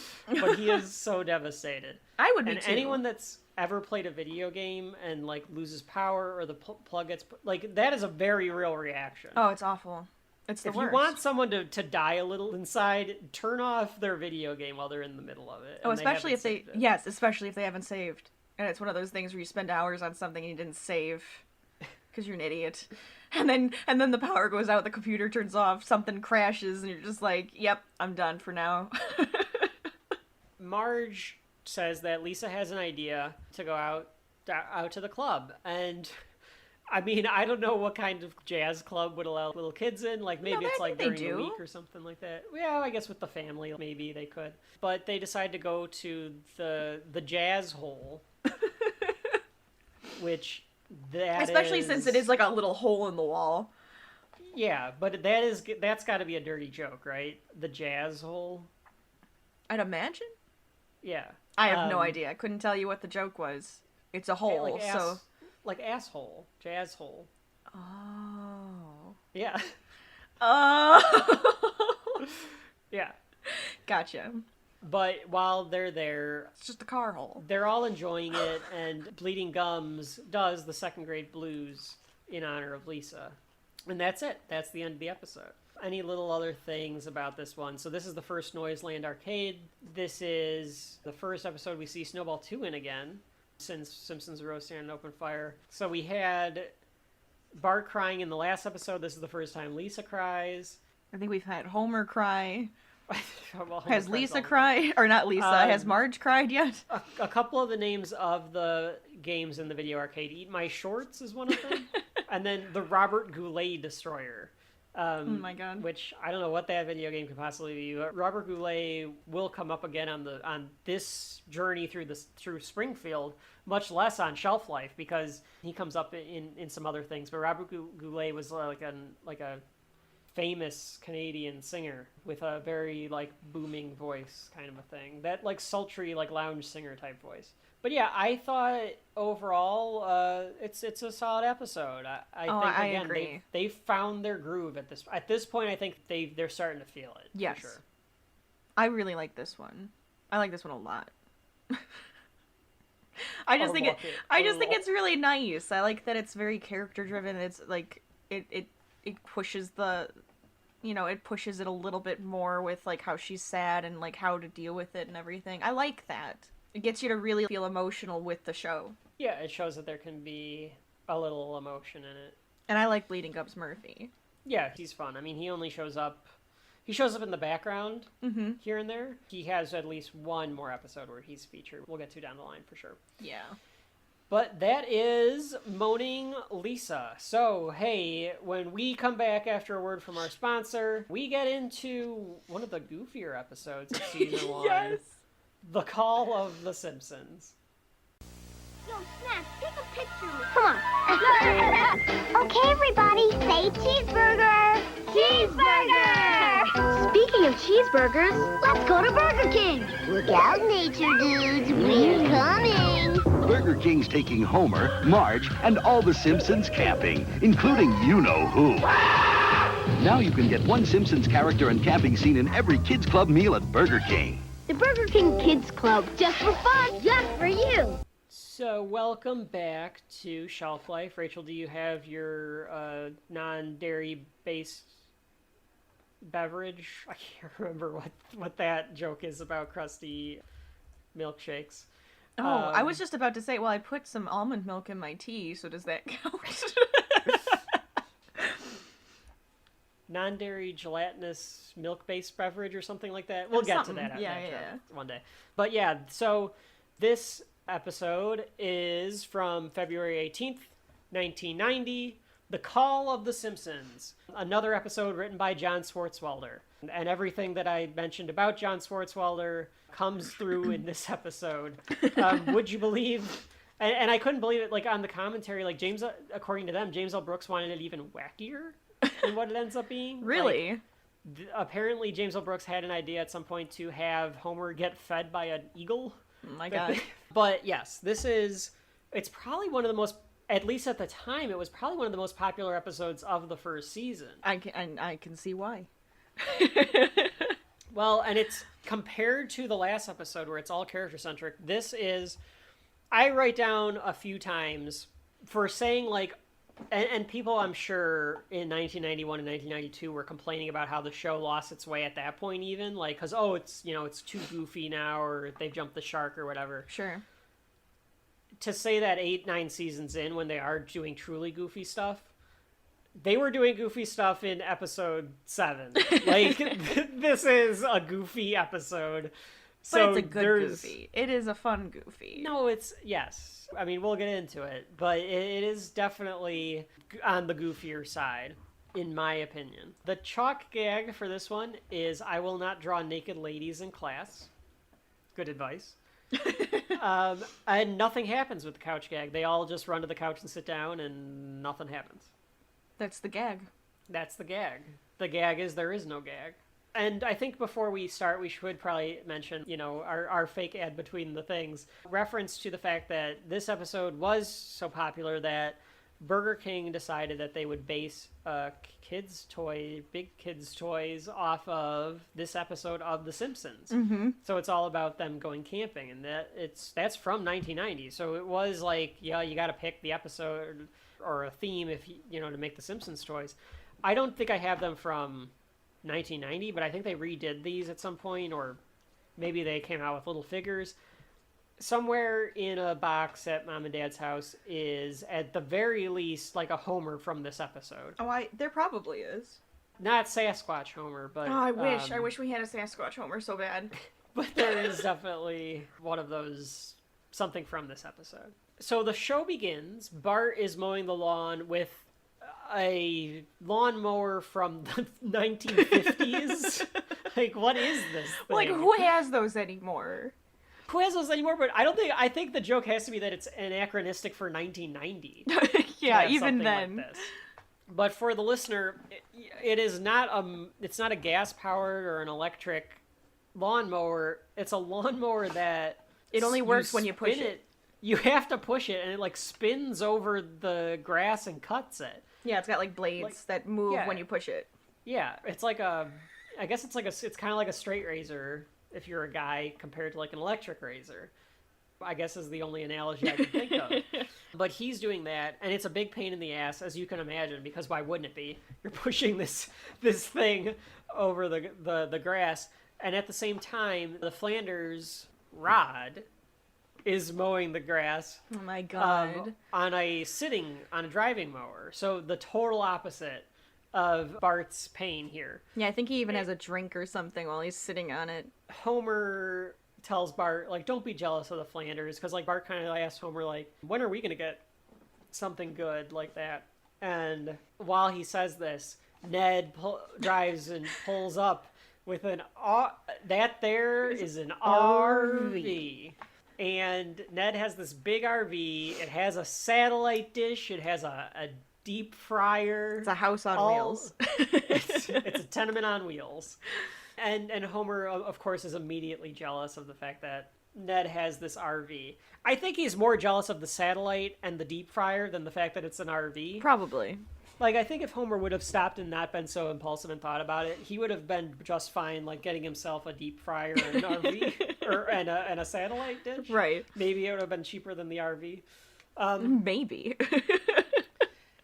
But Homer questions how Ned can afford this, because, as he says, he gets Ned's mail every once in a while, and I did the math on this. He only makes about $1,500 more than Homer in a year. But... as is the style at the time of 1990, and as you could do 3 decades ago, you just max out your credit. You just use your credit right. If you just use your credit right, you can buy anything. People still do that now. Absolutely. It's just that nowadays you probably can't get away with as much as you could back then. Right. Back then you could buy a house. Oh, yeah. And have the worst have credit money in the world, yeah. Yeah. You could do that 10 years ago, or Yeah. before the thing crumbled. But so Kevin's financial advice on this: don't just depend on credit. Actually, have a little bit of a plan, or ask somebody for a little bit of a plan before you just pull a Ned here and get yourself an RV. Do you think that's what he did? What? I don't know. I think Impulsively he's just bought? maybe he's just No, smart I with think his he's money. good at it. I think he's very good at managing his credit, Oh, and okay. that's why he's able to have good credit and be able to get the RV. Be Ned. Don't be Homer, who apparently does not have good credit. Which we find out. Which we are about to find out. Because Homer decides that he needs to go get an RV and goes to Bob's RV shop. And he wants to get the ultimate behemoth. And Bob's RV has Bob, this cowboy salesman. And this is the first appearance of Albert Brooks. Albert Brooks is an essential part of The Simpsons. He only appears a few times, though. He is the RV salesman here. Mm-hmm. He's Jock in a few episodes. Mm-hmm. He is Hank Scorpio, which is probably his best Scorpio performance. It's one of the best characters they've ever had on the show. And then he's in the Simpsons movie playing the guy that's in charge of the EPA. When we get to the Simpsons movie, I'll say it now and I'll probably say it a dozen times whenever Albert Brooks comes up. He should just be playing Hank Scorpio. Yeah, he should just be playing Hank Scorpio. The villain of the Simpsons movie should just be Hank Scorpio. They should have brought him back. It would have been amazing. It would have been great. And everyone would have loved it. Instead, it's like a forgotten movie. Yeah, I that can't nobody even remember thinks his about. name. I don't know. But Bob the RV salesman, and what you learn about Albert Brooks, and I think it's all over the DVDs, is that he will just riff. And he'll just keep going, and he'll come up with a million different lines to say. I think they say they have like hours of him Oh my of God. just saying things. But I love when he sees the family coming up, and he goes like, "Thank you, God." Well, like realizing like these rubes are here, Right. and he decides to show Homer the ultimate behemoth. And I do like that Marge is like, "We can't afford this." They, like, No way that we can afford immediately. this. Well, have you ever watched those RV shows where they would like tour these crazy, awesome RVs? I have not. Oh I've man, seen, like they're worth more than probably both of our houses combined, and they're insane on the inside. yeah. You kind of wonder like what. Well, I guess like instead of living in a house, you live in the RV. Right, and you can travel everywhere. But oh man, it's And- kind of insane. That's what I mean, I immediately thought of when they show the ultimate behemoth. Even Lisa says this place is bigger than our house. Right. And it has a great horn. Yes. Here's the horn sound, folks. Hey! It's a great horn. I also love Homer's little hey, like he just likes the sound it makes. But even Bart asks, does it have its own satellite dish? And Albert Brooks says, tell your son it has its own satellite. like they launched a satellite just for this RV. Ridiculous. It has 4 deep fryers, all sorts of great stuff. So it would be the in perfect here. thing to shove into the Flanders' face. Hey, Flanders! I can't. It's not. He's already not Walter Matthau. I can't do the oh hey Flanders. Like it's morphing into Homer at this point. Well, yeah. Bob just assumes that if Homer has decent credit, he can, get him to take this with this huge interest rate. It'll probably be fine, right? But he still says like, oh no, we're gonna go check your credit, and then you guys will drive home in this thing. And there's a siren that comes up. I'm not going to quote your price till I check your credit rating. And I want to make myself clear on this. This is a formality. If you're saying to me, Bob, is this guy good for it? I say yes. I don't check this machine. But I don't own the place, even though my name's up there. Long story, but that doesn't matter. I'm going to have to run it through the computer. Is that a good siren? Am I approved? You ever known a siren to be good? No, Mr. Simpson, it's not. It's a bad siren. That's the computer in case I went blind telling me sell the vehicle to this fella and you're out of business.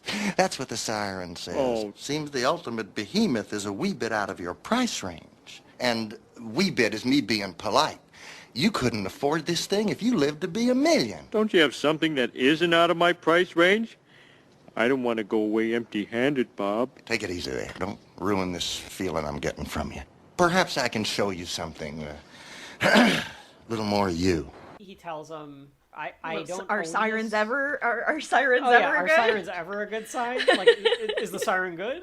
Yeah, I love Homer's naivete. He's so excited to get this RV. Are sirens ever a good thing? And it basically is saying that if he can't sell this to Homer. Like, he cannot pass the credit check. Right. And he does a lot of improv in this scene. And Bob decides that he's going to show him a RV that's in his price range. Yes, and it is a big hunk of shit. Oh, absolutely. Like, they just pulled it out of the dump. Because Homer is desperate. He doesn't want to leave empty-handed. Mm-hmm. So he shows him something that's not in their price range. Or that is in their price range. And it is basically just like a little like SUV looking thing that is just totally run down. Oh, yeah. Like, it's the smallest does have, one. Like, it does have the thing where you can like probably attach like a camper I think so, yeah. thing to the back of it. Like, you could attach a tent to the back of it. The rest of the family is disapproving of the RV. They don't want it. But Homer gets kind of swindled into it again by Albert Brooks kind of telling him that, like, you see that guy over there? He's going to come. Like, you have to He's make a buying decision it by right yourself. now, Like, yeah. Yeah. Would it be all right if I conferred with my family? Well, Mr. Simpson, if you have to go talk it over with those humans out there, then there's something wrong with all of us.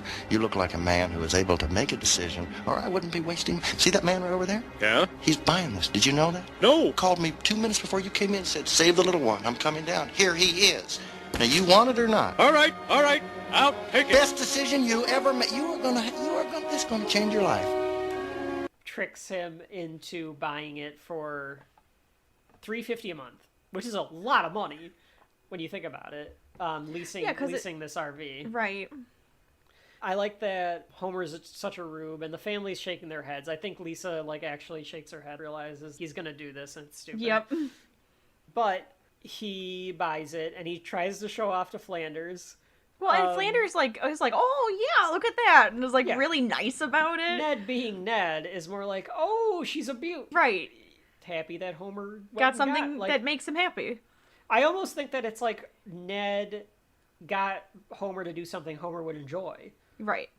You know, like, even then, because, like, oh yeah, I got my RV, and he now was you guys probably have yours. thinking, maybe we'll both go camping Right, together, like... if Homer was smarter, he'd be like, let's go camping together, and then he would just hang out in Ned's his RV. deep frying a turkey. Just, like, or whatever. take advantage of all of his stuff.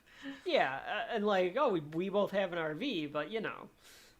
Now it's my RV. But Homer realizes, well, now they have to kind of use it, so they decide to go camping, which I think they even say on the commentary is like something that just happens in shows. It's a way, like, once a show like is kind of established a little more, like, to get them into a new environment, like, we're gonna go camping. Oh, which I don't see that often, but no, you Parks and do. Rec You did do see this. that with shows, and shows like this, you see them do that. They go camping. Yeah. Everyone, like, all of a sudden, you're just like, oh, didn't even realize they did that. Now that you're pointing it out, I'm, like, thinking about different shows that I've watched, and yes, they just go camping. Yeah. Well, even, like I said, Parks and Rec, there's, like, an episode where they go hunting. Right. In the and that first is or second season. camping. Like, it is kind of a thing that you don't think about, but I guess it is a way to, like... Put them into the woods. Yeah. Throw them out there.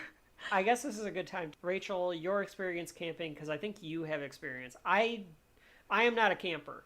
I am give me a giant bed in a hotel room and I'm set. But I think you have been camping. So your thoughts on camping? So my husband, husband and I went camping before we were even engaged. So we were just, like, dating at the time. And he's gone camping when he was little, right? But my whole thing was I need to have a real bathroom. So we didn't really have, like, the full-on camping experience, because where we camped, the campgrounds had a real, like, full bathroom attached to it. I didn't mind it. I thought it was kind of fun. You didn't have to poop and bury in the woods? I did not. Like Cartman? Because, again, another episode where they go, quote-unquote, camping. Yep. No, we didn't have to do that, but I liked being out in nature. We tried fishing, and that sucked. Everybody else around the lake was catching a fish. Oh, you got another one, and another one. We didn't catch one. It was the stupidest thing. Some bad bait. But otherwise, I like being outside, so... I thought it was fun. We used to camp in the backyard and stuff like that too. I liked being. I don't think I ever did that. You Okay, probably well, don't me and Dad would set up the tent in Oh, the yeah, backyard, sure. and we would do that. And my friends and I, when sometimes they would have slumber parties or sleepovers, they would put a giant tent in the backyard, and that's where we would sleep. Sure. And that was always fun. I liked doing that, but I need a real bathroom. And quality toilet paper. Yes. I didn't hoard when this pandemic started, but I had to think about it because I need quality toilet paper. Just gotta think about it for a second.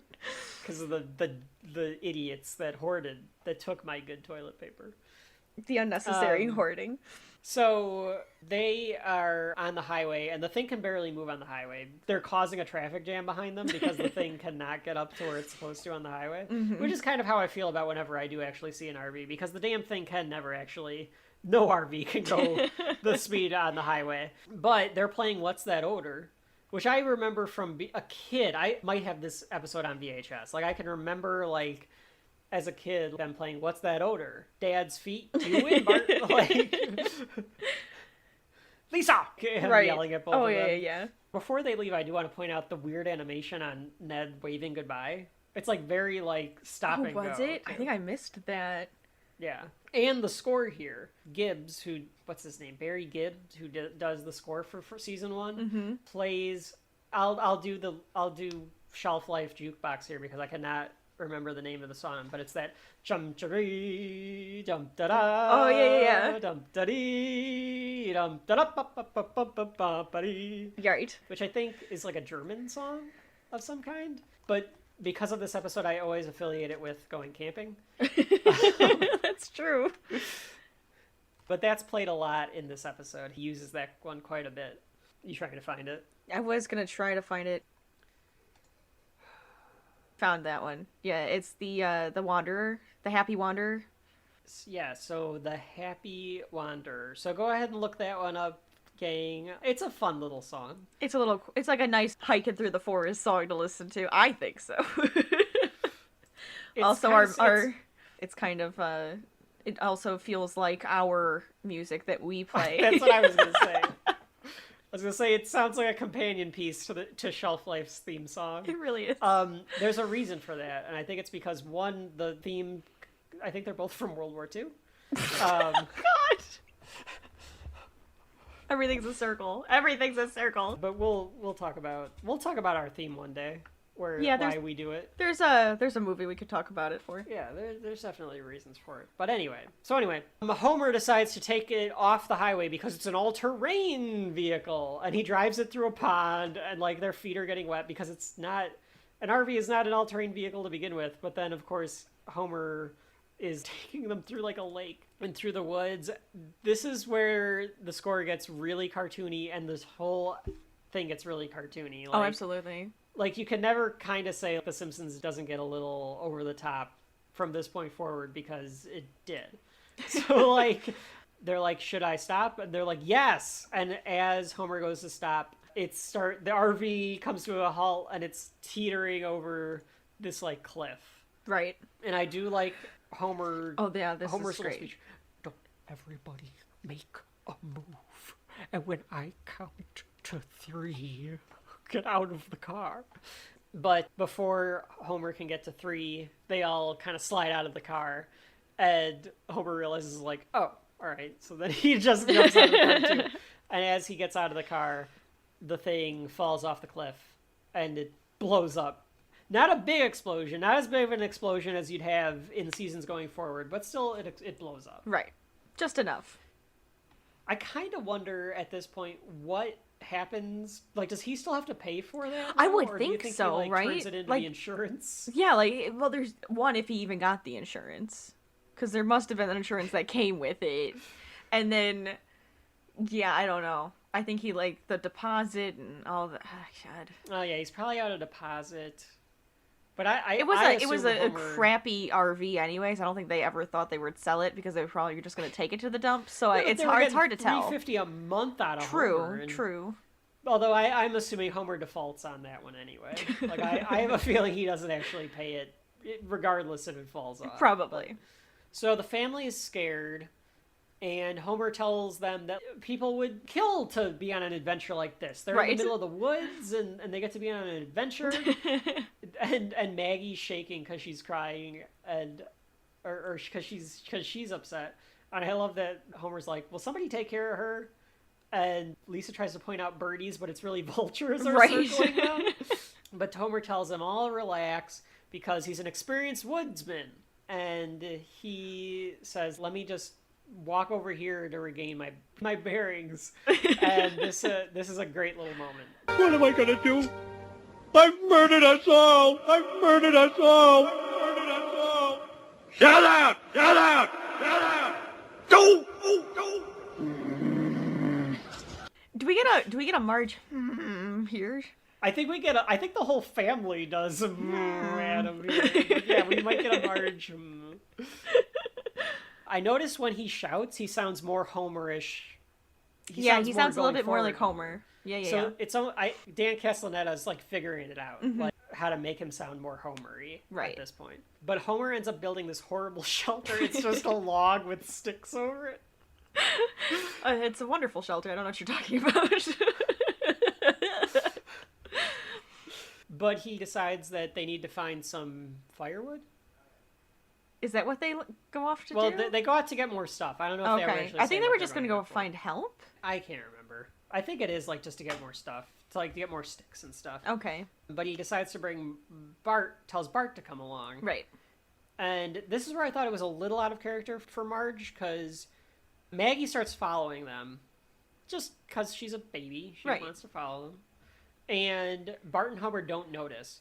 And Lisa's like, should we tell Maggie not to follow them? And Marge is like, oh no, it'll be fine. Or I'm like, I hope Maggie doesn't slow them down. Or something Yeah, like she that. thinks, oh, they know that she's following them. I just hope she doesn't slow them down, type of thing. Right. But Maggie does the suck on her pacifier. I love that sound. She makes that suck on her pacifier, and Homer and Bart think that it's a rattler! So they just run off. Yep. And they leave Maggie behind. Yep. I did like Lisa tells Homer, find the North Star. Yes. And Homer's dumb reply is, that's great, Lisa, but we're not in astronomy class. We're in the woods. That's where Lisa and Marge both do the Oh, that is where wrote they, that okay. down. Yeah. Mother-daughter. Bart is afraid of dangerous animals, but Homer tells them if you leave them alone, they'll leave you alone. And when they're running away from what they think is a snake, but is really Maggie, they fall off a cliff. So they end up falling off a cliff anyway. Yep. And they fall off into a river. In the meantime, Marge and Lisa have made a much better shelter. Oh, a lovely shelter. Yeah, I would stay in it if need be. Right, and a fire. I love that Marge is sorting out the squirrels. Oh yeah. She's just like picking them up, and they're sweeping and dusting, and she organizes them on a log. Yeah. So they've got it's a little Snow White and the Seven Dwarfs. It is kind of like that. But again, you cannot say that the Simpsons didn't go a little wacky even back in season 1, because she's sorting squirrels on a log. I didn't think that was crazy. So we go back to Maggie, and Maggie, a bear finds Maggie, and it starts to intimidate her. But before it can attack, Maggie pulls out a pacifier and sticks it in his mouth. Oh my! It's so cute. It is the cutest thing. I mean, it's very. It's so wacky, but I love it. Cartoony and wacky, but yes. So then the bear apparently likes sucking on the pacifier too. So they're then just the two sitting of them there just sucking on suck on their pacifier. It's like adorable to see a bear with a pacifier. So Maggie has taken care of the situation again by thinking quickly, as Maggie does.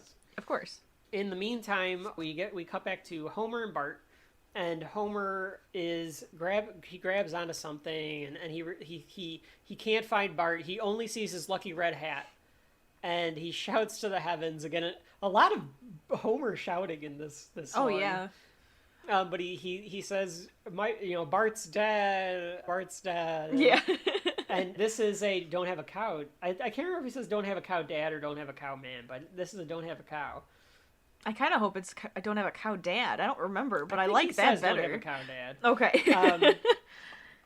And he sees Bart on the other side of the river, and he says, "You're alive and naked," and Homer's also naked, and Homer does like a Tarzan yell and laugh, which also is funny. I don't know why the river pulled their clothes off. I have no idea. To just put them in more of a dyer's strait. Maybe they were like ripped off or something. So they're both naked, and now they're gonna have to figure out what to do as they're both naked. In the meantime, the bear takes Maggie back to its...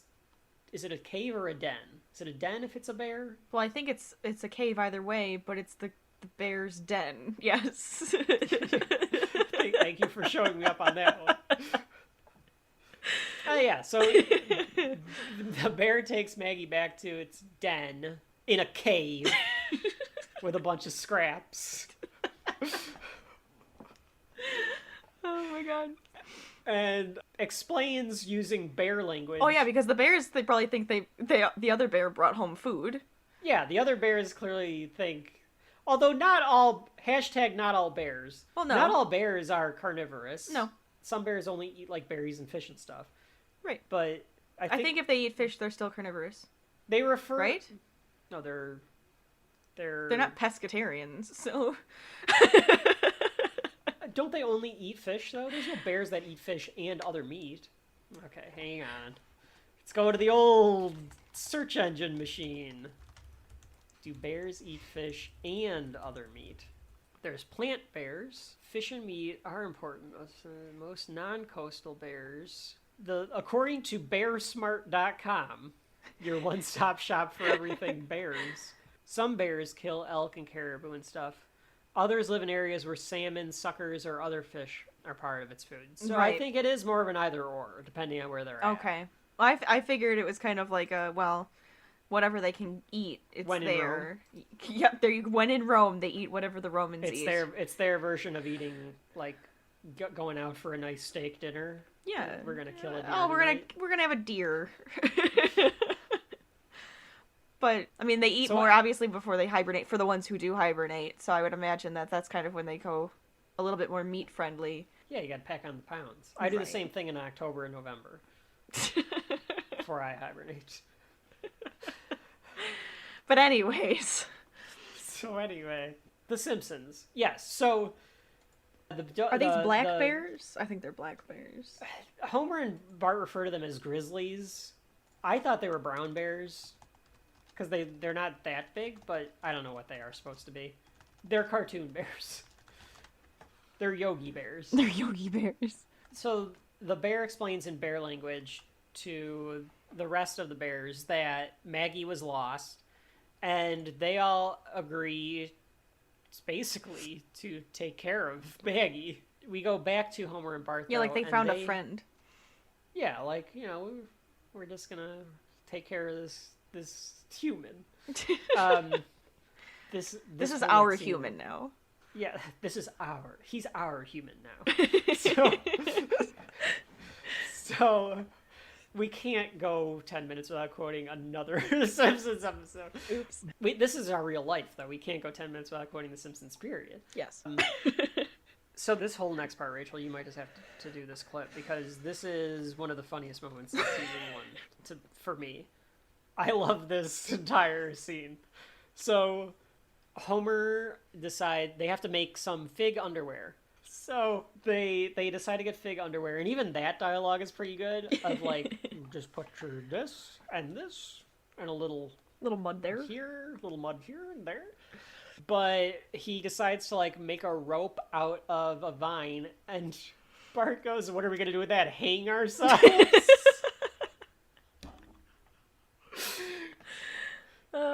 And Homer tells him, like, no, they're going to catch their dinner. We're ready to hit the town. But, Dad, I am so hungry. Can't we eat something first? I'm starving, man. Ah, food. Good thinking, son. This young sapling ought to do the trick.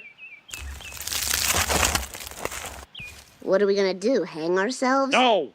This is a trap. It's gonna catch us our dinner. Come on, boy. Shh. Just watch. Ooh. got him!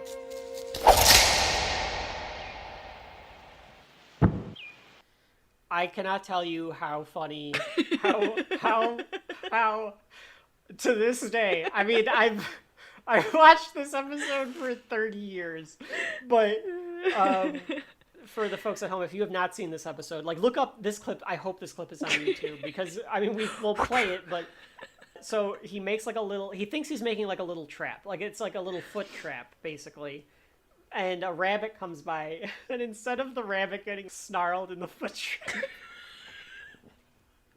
it launches this rabbit like a catapult. like a catapult into the air, and then you just hear like a little thump. And it's so good. It's such a good joke. And it's something that you couldn't get away with in live action because it would be too animal cruelty. Like, you couldn't see a real rabbit get killed like this. But we don't know it's dead. It's a cartoon. It's a cartoon. It's alive. It might be fine. But seeing it as a cartoon, it's just so funny. And then it's another great part of this is then Homer's like, okay, another plan. I'm gonna go into these bushes. I'm gonna make a lot of noise, and just flush something out of, and then when I flush it out, you step on it. Right. It's the worst plan. It's such a bad plan. And Homer goes in the bushes, and then there's just a ton of like animals attacking him. Just everything. Everything has got him. A snake. There's squirrels. Is there another rabbit? It's just ridiculous. They're all biting down on him. This is something that would happen to Homer in seasons, 5, 7, 10, 20, you name it. And it wouldn't feel out of place. No. And it was already happening to him in episode 7 of the series. Right. So I mean, it's just, it's great little jokes here of stuff happening to Homer. We cut to this obnoxious man camping with his wife and baby. With his wife and baby, yeah. And he thinks, they haven't seen anything. They drove for hours. They haven't seen any wildlife. And the wife makes a crack that, like, well, the ranger said to watch out for bears, and he does like this. I think it's Hank Azaria. It sounds just like Hank Azaria doing this. Like, hello, bears. Oh, no bears here. It's definitely a Dachshund. Oh, yeah, got Dachshunds here. And in the background, there's the bear. Yeah, and the bears realize that, like, oh, there's this other family with a baby, and I assume maybe they're doing this to a couple other families if they can find. Oh, they must be. They must be, for but the amount of stuff they have. Yeah, because they steal the milk. Yep. That this family has and bring it back to Maggie. Yep. So that she has something to eat.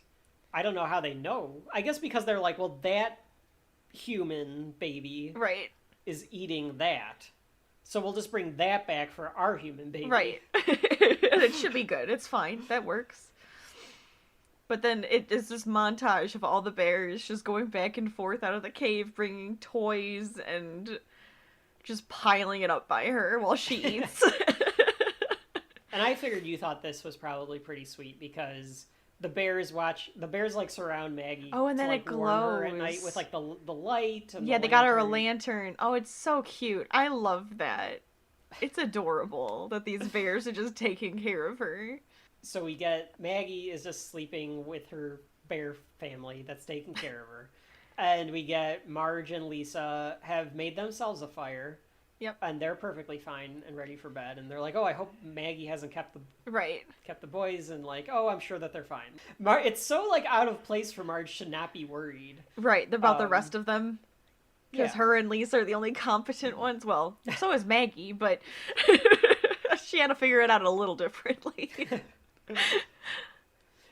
You could almost argue, knowing what we know about Maggie in future seasons, that she decided to wander off with Bart and Homer to make sure that they were. Die. Yeah, you know what? You're probably 100% right on that.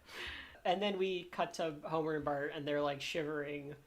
I think you hear a wolf or something. You hear some animal in the background. Oh yeah. They try to get to sleep, and that's how Act 2 ends. But we come back. And Homer and Bart are looking for food, and I think we get just a little further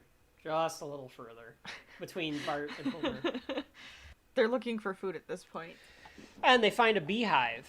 And Homer decides, being Homer, because this is pure stupid Homer. Like, this is as dumb as we've seen Homer yet in the series. Yep.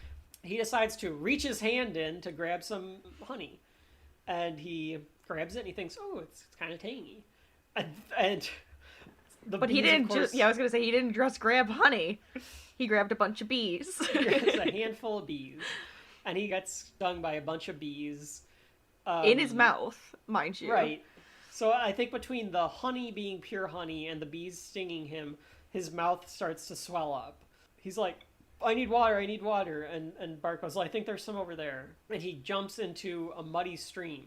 Yeah, it's just like a mud pit. Or a pond. I think, yeah, it's just like a muddy pond pit. And there's a guy that is getting video of a deer. Like, he's like, just as you do. Yeah, as you do. Well, like you go do like bird watching or no, like, I take pictures of everything, so I understand that. Yeah. So he's taking pictures of a deer, but because Homer so like callously like dives in, he ends up coming up with a bunch of mud on him, and being Homer, the appearance of Homer, naked Homer, the big dumb balding North American ape with no chin. The Quidgy he is. Yeah. He appears like he looked like Bigfoot to this nature documentarian type guy. And the cameraman runs off scared as Homer is like screaming incoherently because he's got the, he can't say anything. I wrote down in my notes, this is really a later season's plot. It's very funny, but it definitely is. They could just have a whole episode on him being Bigfoot. Yeah, we basically get, now that the plot changes, the whole rest of the show now is about Homer being Bigfoot. It's totally different. And they say on the commentary how he doesn't really look like Bigfoot, and if you look this up at home, gang, like, he doesn't. Like, his chest is bare. Yeah, usually they don't have a belly showing.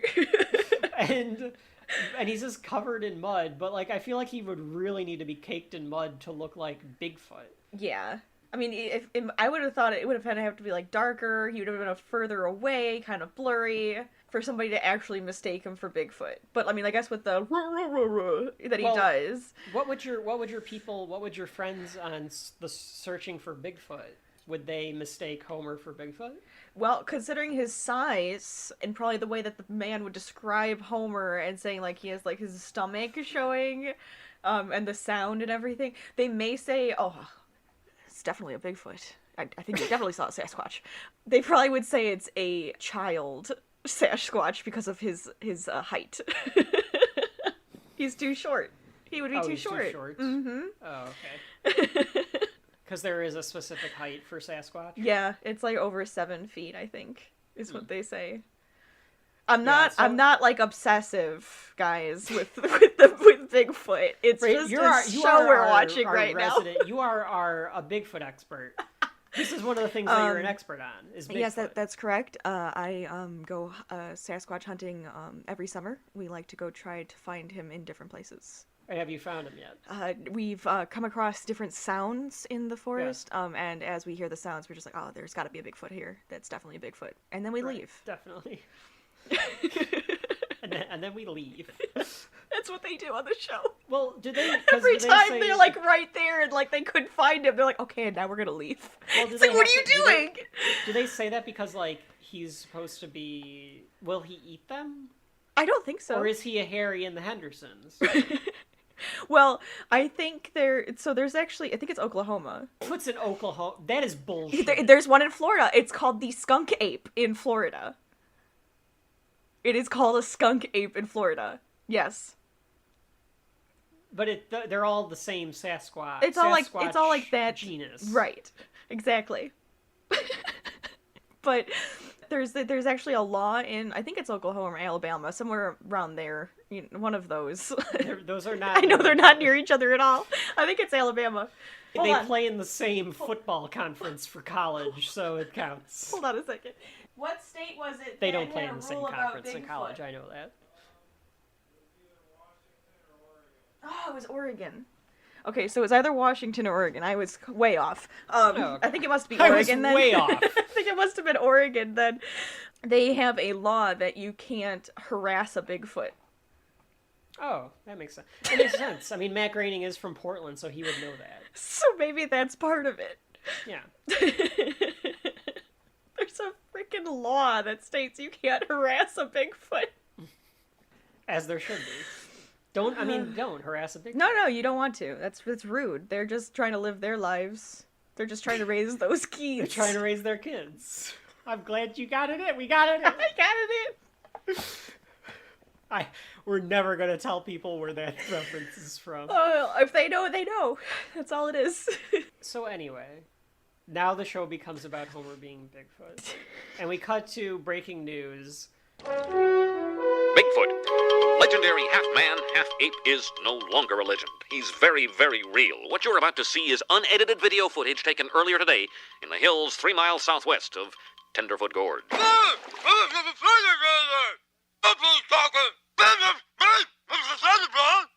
Now, the naturalist who took these absolutely extraordinary pictures was most impressed by the creature's uncivilized look, its foul language, and most of all, its indescribable stench.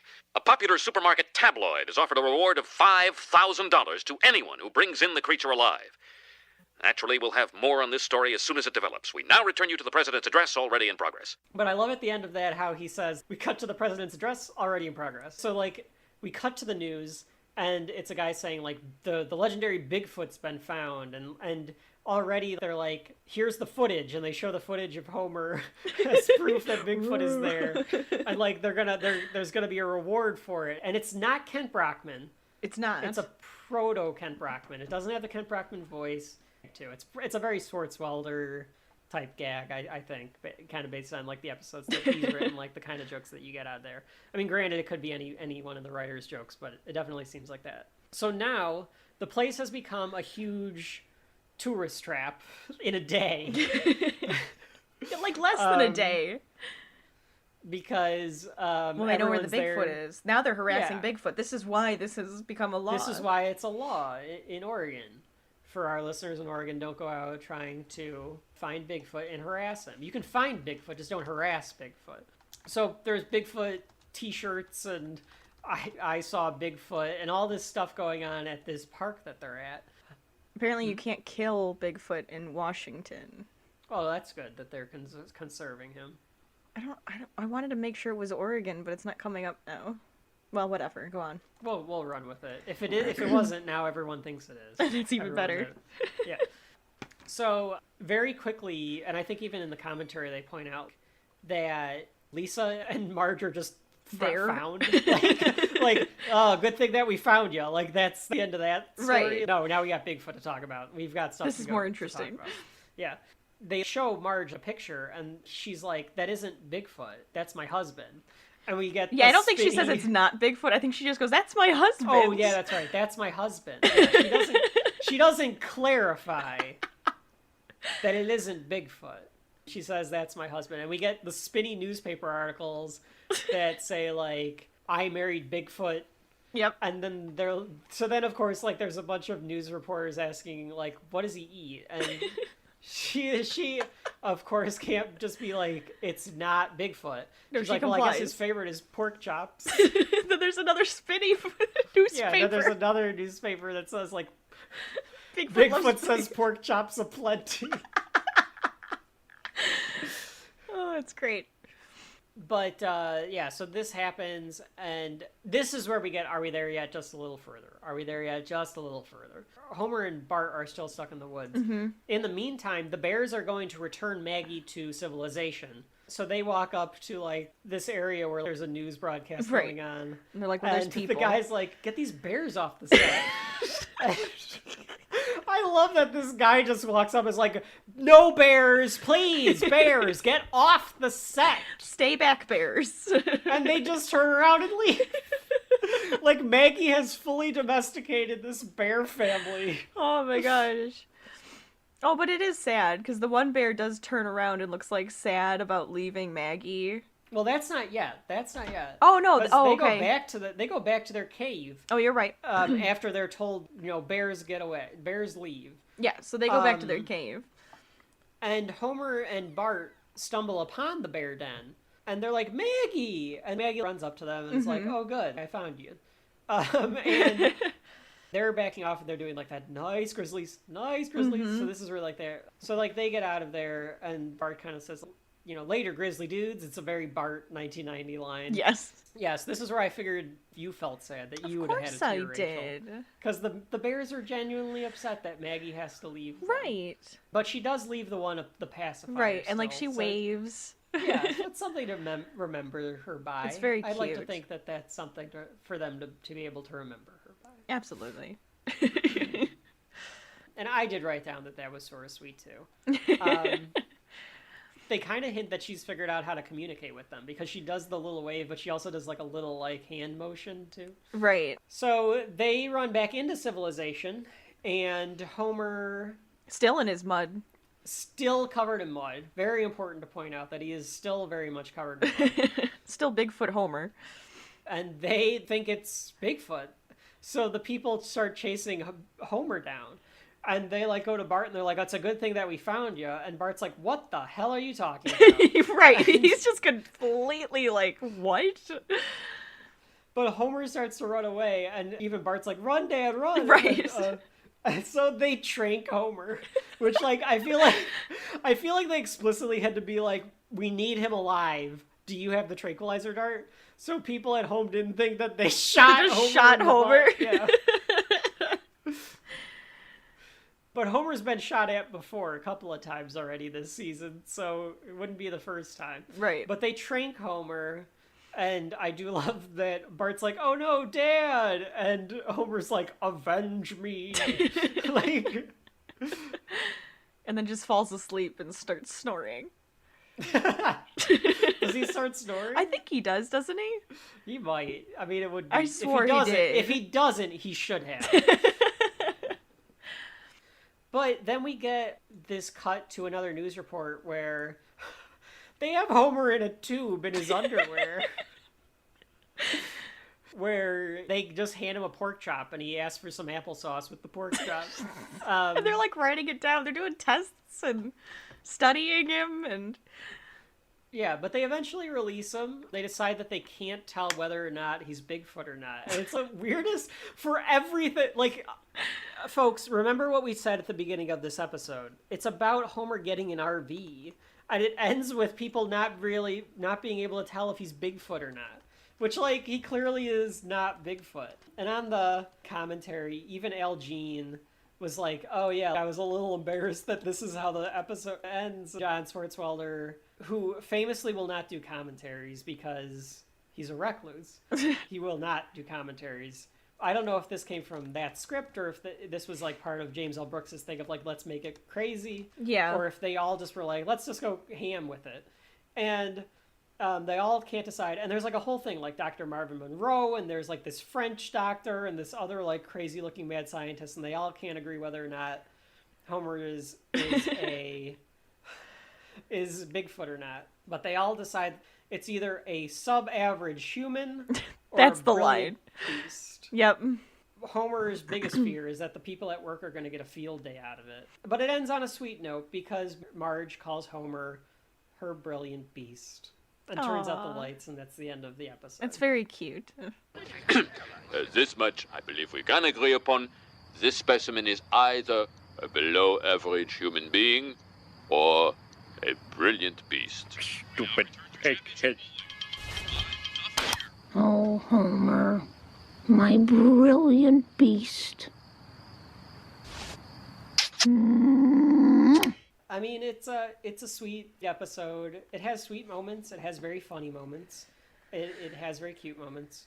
What are your thoughts about The Call of the Simpsons? Oh, I really like this one. This is probably one of my favorites from this season.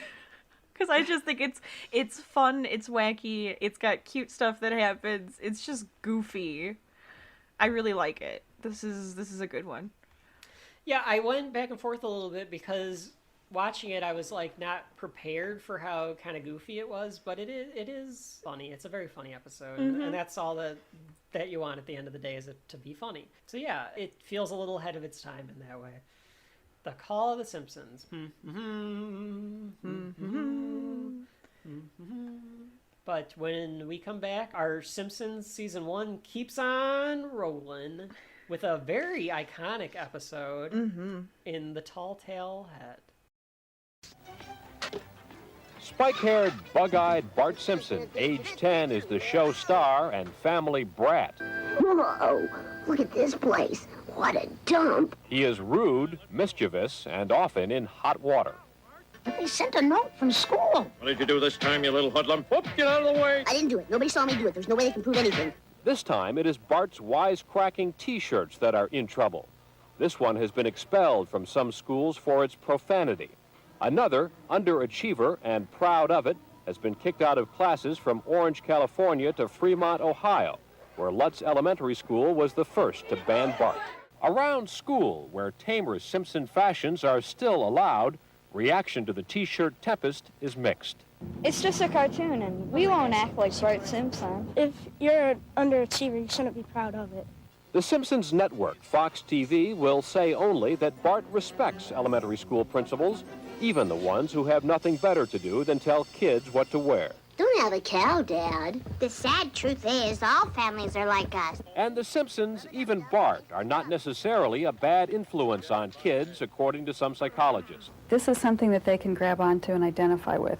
If Bart's having problems and making it and doing okay, maybe I can make it and do all right, too. J.C. Penney's, the biggest Simpson merchandiser, has decided not to reorder the shirts that some schools have banned. But with a variety of Simpson items selling at the rate of 1 million per week, educators can't keep Bart out of school. Chris Bury, ABC News, Fremont, Ohio. This is one of those where in the past year, not to date the episode, but it is where people were saying, oh, the Simpsons predicted it because of all the people taking down statues. Interesting. But that's not really what's going on in this episode. No, like, it's at all. not. No.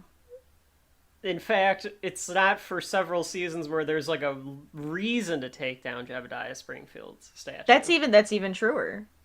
And it's not So like it's anybody not gets to know really- that anyways. Later. Right. So it's not like, I don't think that this is one of those. I mean, people say that about everything. People it's like, stretch everything from The Simpsons. They just they've want been it on to for be 30 years. They make jokes every 10 seconds. Right. Like, of course, they're going to say something that eventually is similar. It's like it's the Nostradamus effect, where it's like he said the most vague shit in the world, and then you can just pinpoint it. Yeah. So the next episode that we have on our list for The Simpsons Season 1 is The Telltale Head. Did I say that right? The Telltale Head. Yes.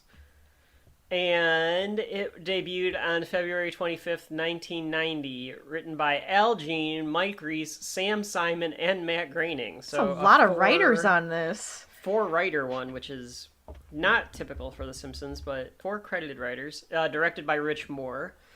I don't know if we've talked about Rich Moore in the past, Rachel, but he is a pretty prolific Simpsons writer. Simpsons director. He also directed some Futurama and some of The Critic, but he also directed Wreck-It Ralph, and Ralph Breaks the Internet, and Zootopia. Okay. Mm-hmm. Interesting. I mean, like, when I say if there was no Simpsons, there was no all this other stuff, and being somewhat hyperbolic, of course, but the talent that the Simpsons produce for other things is evident every time we say a name, and then we kind of go through the list of what they did. Yeah, that's this very is just another true. Example. It's like they just started from The Simpsons and then went on and did some more big things. Yeah. Yeah, like even producers or other people that you see pop up here and there, and we'll continue highlighting that. But yeah, Rich Moore joining the list of people that have made success off The Simpsons. Mm-hmm. So this episode has to be considered one of the classic episodes from season 1 because of the fact that, one, it features Bart. And at this point, Bart Mania is going crazy. Yep. So they know that this is going to be an important episode because of Bart. And it's also one of those episodes that for some reason has stuck around in the zeitgeist. So the plot of the episode is Bart cuts the head off of Jebediah Springfield's statue in the town square. And that comes back a lot because in the opening sequence now, I think that you see the head either falls off onto Ralph Wiggum's head, like it comes it plops onto his head. Oh, that's right. Or Or Dolph something and like Jimbo that. are like cutting it off or something like that. So like it has stuck around because it's just one of those classic examples of like Bart doing something mischievous. Sure. And for some reason it stuck around. I think it also sticks around a little bit because and there's more than this, but I don't know why whenever I associate this episode with The Simpsons did it from South Park, because this is one of the episodes that they point to in that episode of something that The Simpsons did, because I don't think that, so not to get into that episode, we'll do that eventually, but Professor Chaos's plan in that episode, whatever they were going to have him do was something The Simpsons already did, and Right. we'll remember it more for that. But I know like he goes through the flip chart and one of them is like, I'm going to cut the head off the town founder statue, and General Destroy is like, Simpsons did it! Yep. Simpsons did it! So this always brings me back to The Simpsons did it. I don't know why, but I associate it with that. More than any of the other episodes they mention in that that's kind of show. funny. But yeah, this is Bart deciding to cut off the head of Jebediah Springfield's statue. And I think the fact that the town founder's name is Jebediah Springfield is a joke, because Springfield is such a common town name. Why would, like, the fact that it's named after somebody, I think that's one of those jokes. Like, are there a lot of Springfields that just happen to get their name as a town, apparently? Or is it just like he's just some random guy named Springfield? There are 34 states with a Springfield. It's a lot of states. Yeah. It's all the same Springfield. It's all Jebediah Springfield. The joke is that, yeah, clearly that it's like there's actually a guy named Springfield as opposed to it just being super common. It's not the most common, apparently, but... Yeah. Interesting. Because Riverside is the most common, I guess. Seems so random. Well, I mean, they're just like nature names. Springfield. Yeah, they're just the Springfield, the Riverside. Yeah. The, whatever. Like, it's always to describe the area that you're in. Exactly. It's not unlike Game of Thrones' River Run or... Yep, that's true. I guess that's really it, though. The rest of them have kind of distinct names. I can't think of any of them that, like, has just a name of where it is. Anyway. So, anyway... should we get into I'm gonna keep saying the tall tale head, but it's the telltale head. I think we can get into it. All right. So this is the first episode that does two things that are weird. It gives you the title of the episode in the credits when the episode starts. So it says Telltale Head when it's doing like the written by, directed by credits. Right. Yep. Mm-hmm. Which I don't think that ever happens minus one other time in season 2. So that is weird. And then it's actually like a flashback episode. So it starts in the third act, or it starts at like the end of the show. Listening to the commentary, they said that they did that because when they were doing the table reads, they would get a bunch of laughs at the beginning of the episode, and then the laughs would fall off. Oh, so interesting. They were like, well, what if we mix it up? So like the laughs are in the middle? Because I think that they were worried that, and I think it probably was just that the energy was, people were just kind of tired. Sure. But I think that they were worried that the endings were not hitting. So that I guess they'd moved the ending to the beginning to just kind of see. But I don't know if it works. I don't know if there's that many jokes in this opening sequence. No, yeah, it's really mostly kind of action packed in the opening sequence. It's more movement and there's not that many jokes. Because the episode starts with Bart and Homer are holding Jebediah Springfield's head. Do we see the head, or is it in a bag? Oh, do we see the head? I don't remember. I thought it was a reveal. Oh, I should mention, too, that the chalkboard gag for this episode is I did not see Elvis. Good one. And this is the one where Bart gets squished. Couch gag. Because there's only like 3 or 4 couch gags in the first season. I cannot remember if you see it or not, but I I'm know that trying they're to holding. see. Yeah, they might be holding it. You know what? I think they are holding just the head because there's like a still of them getting chased by the mob, and they're just holding the head. Okay, I thought I thought maybe we didn't know until later, and like it falls out or something. Now I really feel like I have to turn on the movie. Wait, I haven't. No, because I think that makes sense because Bart shows it to the family later, so I think that makes sense that it's not like hidden. But what ends up happening is they're being chased by a mob. So the idea is that we don't really know how they've ended up in this situation, but they're being chased by an angry mob, and Homer and Bart are trying to get back to the town square. At this point, we don't even know who the statue's head is, but he just has the head in his arms. They turn the corner, there's a mob that advances on them, and then they end up in the town square. So before they can be attacked, Bart tells Homer to leave, and he'll just take the brunt of the mob. And Homer says that they'll die together like a father and son should, which is a nice little touch by Homer.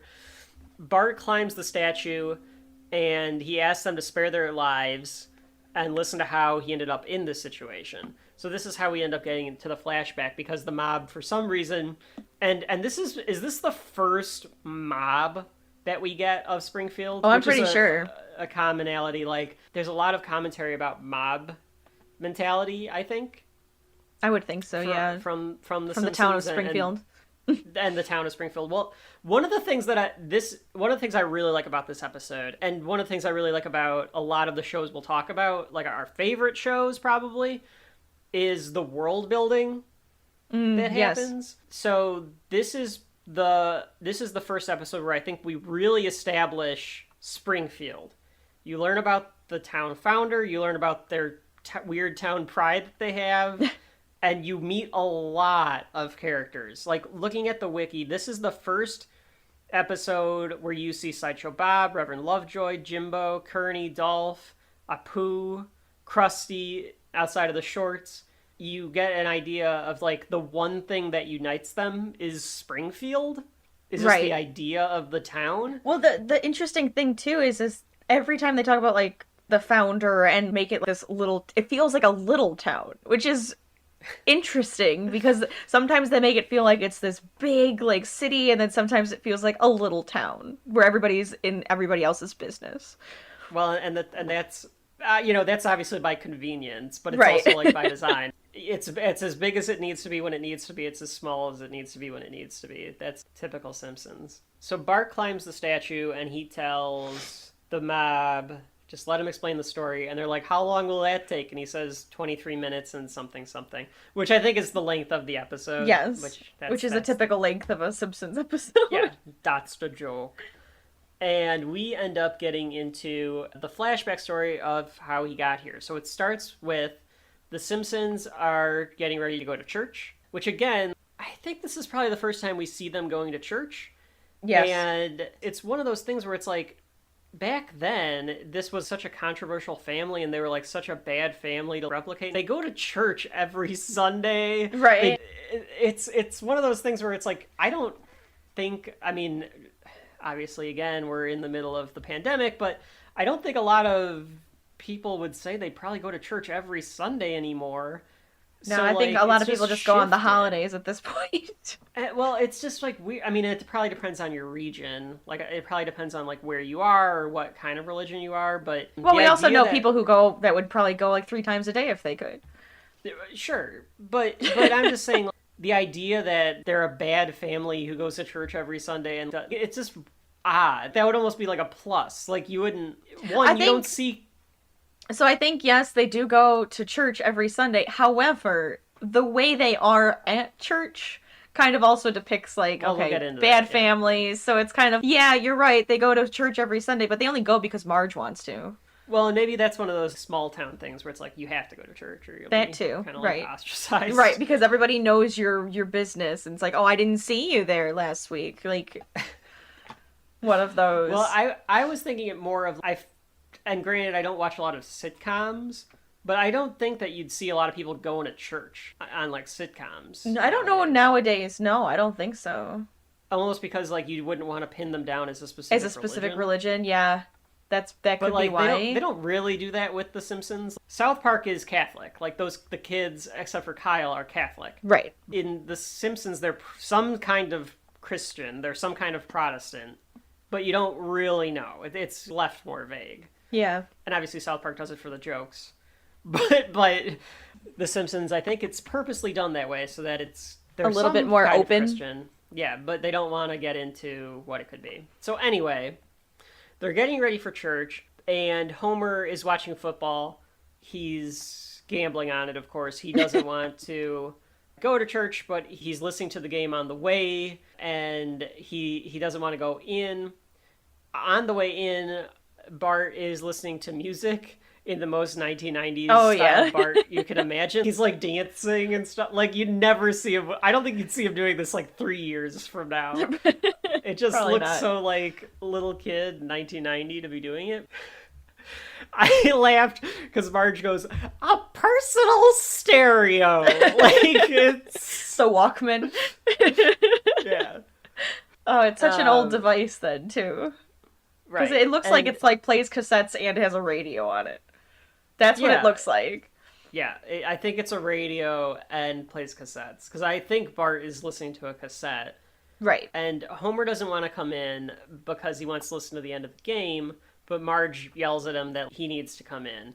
So he gets the idea to take Bart's, I'll just take the boys' episode. And decides that he'll listen to the game during church. And this is Reverend Lovejoy. So Reverend Lovejoy, much more of like the fire and brimstone-y giving the gospel reverend at this point. Yeah, throwing his arms up and being a little more animated than what we'll end up seeing of him, which is kind of a lazy minister. Which, I mean, but they do account for that as he goes on of how he kind of lost his passion for it. Right. So they do kind of explain how he could go from one to the other. In Sunday school, so they're asking who can go to heaven. Who's allowed into heaven. Right. And the kids just keep asking questions. And this felt like a Matt Groening skit almost, because it felt like like his Life in Hell style. Right. Where it's like, okay, if you just open this up, if it's too abstract, the kids are just going to ask you a million questions. Right. Well, because now you said like, well, who exactly? And then they're going to be like, oh, can this type of person, can this animal go to heaven? Right. Right.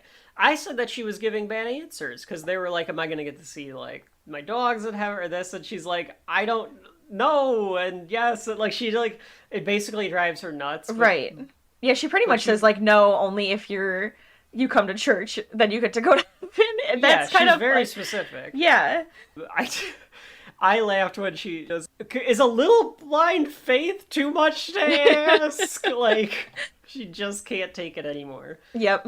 And we come back to the Sunday school a few times during the series. This is probably the first time where they just kind of introduce you to the idea that while the adults are in the church, the kids are learning a little bit in Sunday school. Which is true. That's, yeah, I mean, we've done that. Well, I did that. Yeah, I think I don't remember doing that, but I mean, we had Sunday school. Well, it was like, so like during church, then they would have the kids go downstairs, and then they would do, I don't remember what we would talk about or do downstairs, and then it was like the gospel interpreted for children. Basically. I think it must have been, and then we'd go back upstairs for the host. The rest of the and then that was the end of it. And I always felt faster doing it that way than actually just staying upstairs.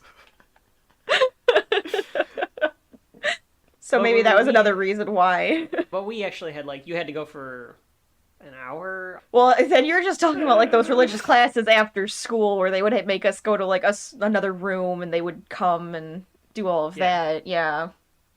That was different. Homer has decided then to use the Walkman. I assume it's a Walkman. They never say Walkman. I feel like they didn't want to say Walkman because that's a brand name. Right, yeah. That's why it's a personal stereo. And Homer has turned the game on, so he's got an earbud in, which like nowadays you could probably get away with because you could have like a little. Oh yeah, like the little, like the wireless buds in your ear. Yeah. Back then, I think someone would at the very least have seen it. Oh yeah, I mean, come on. This is. I do like this part though. Well, so Reverend Lovejoy is giving a sermon about gambling, and his lips match up to the announcer.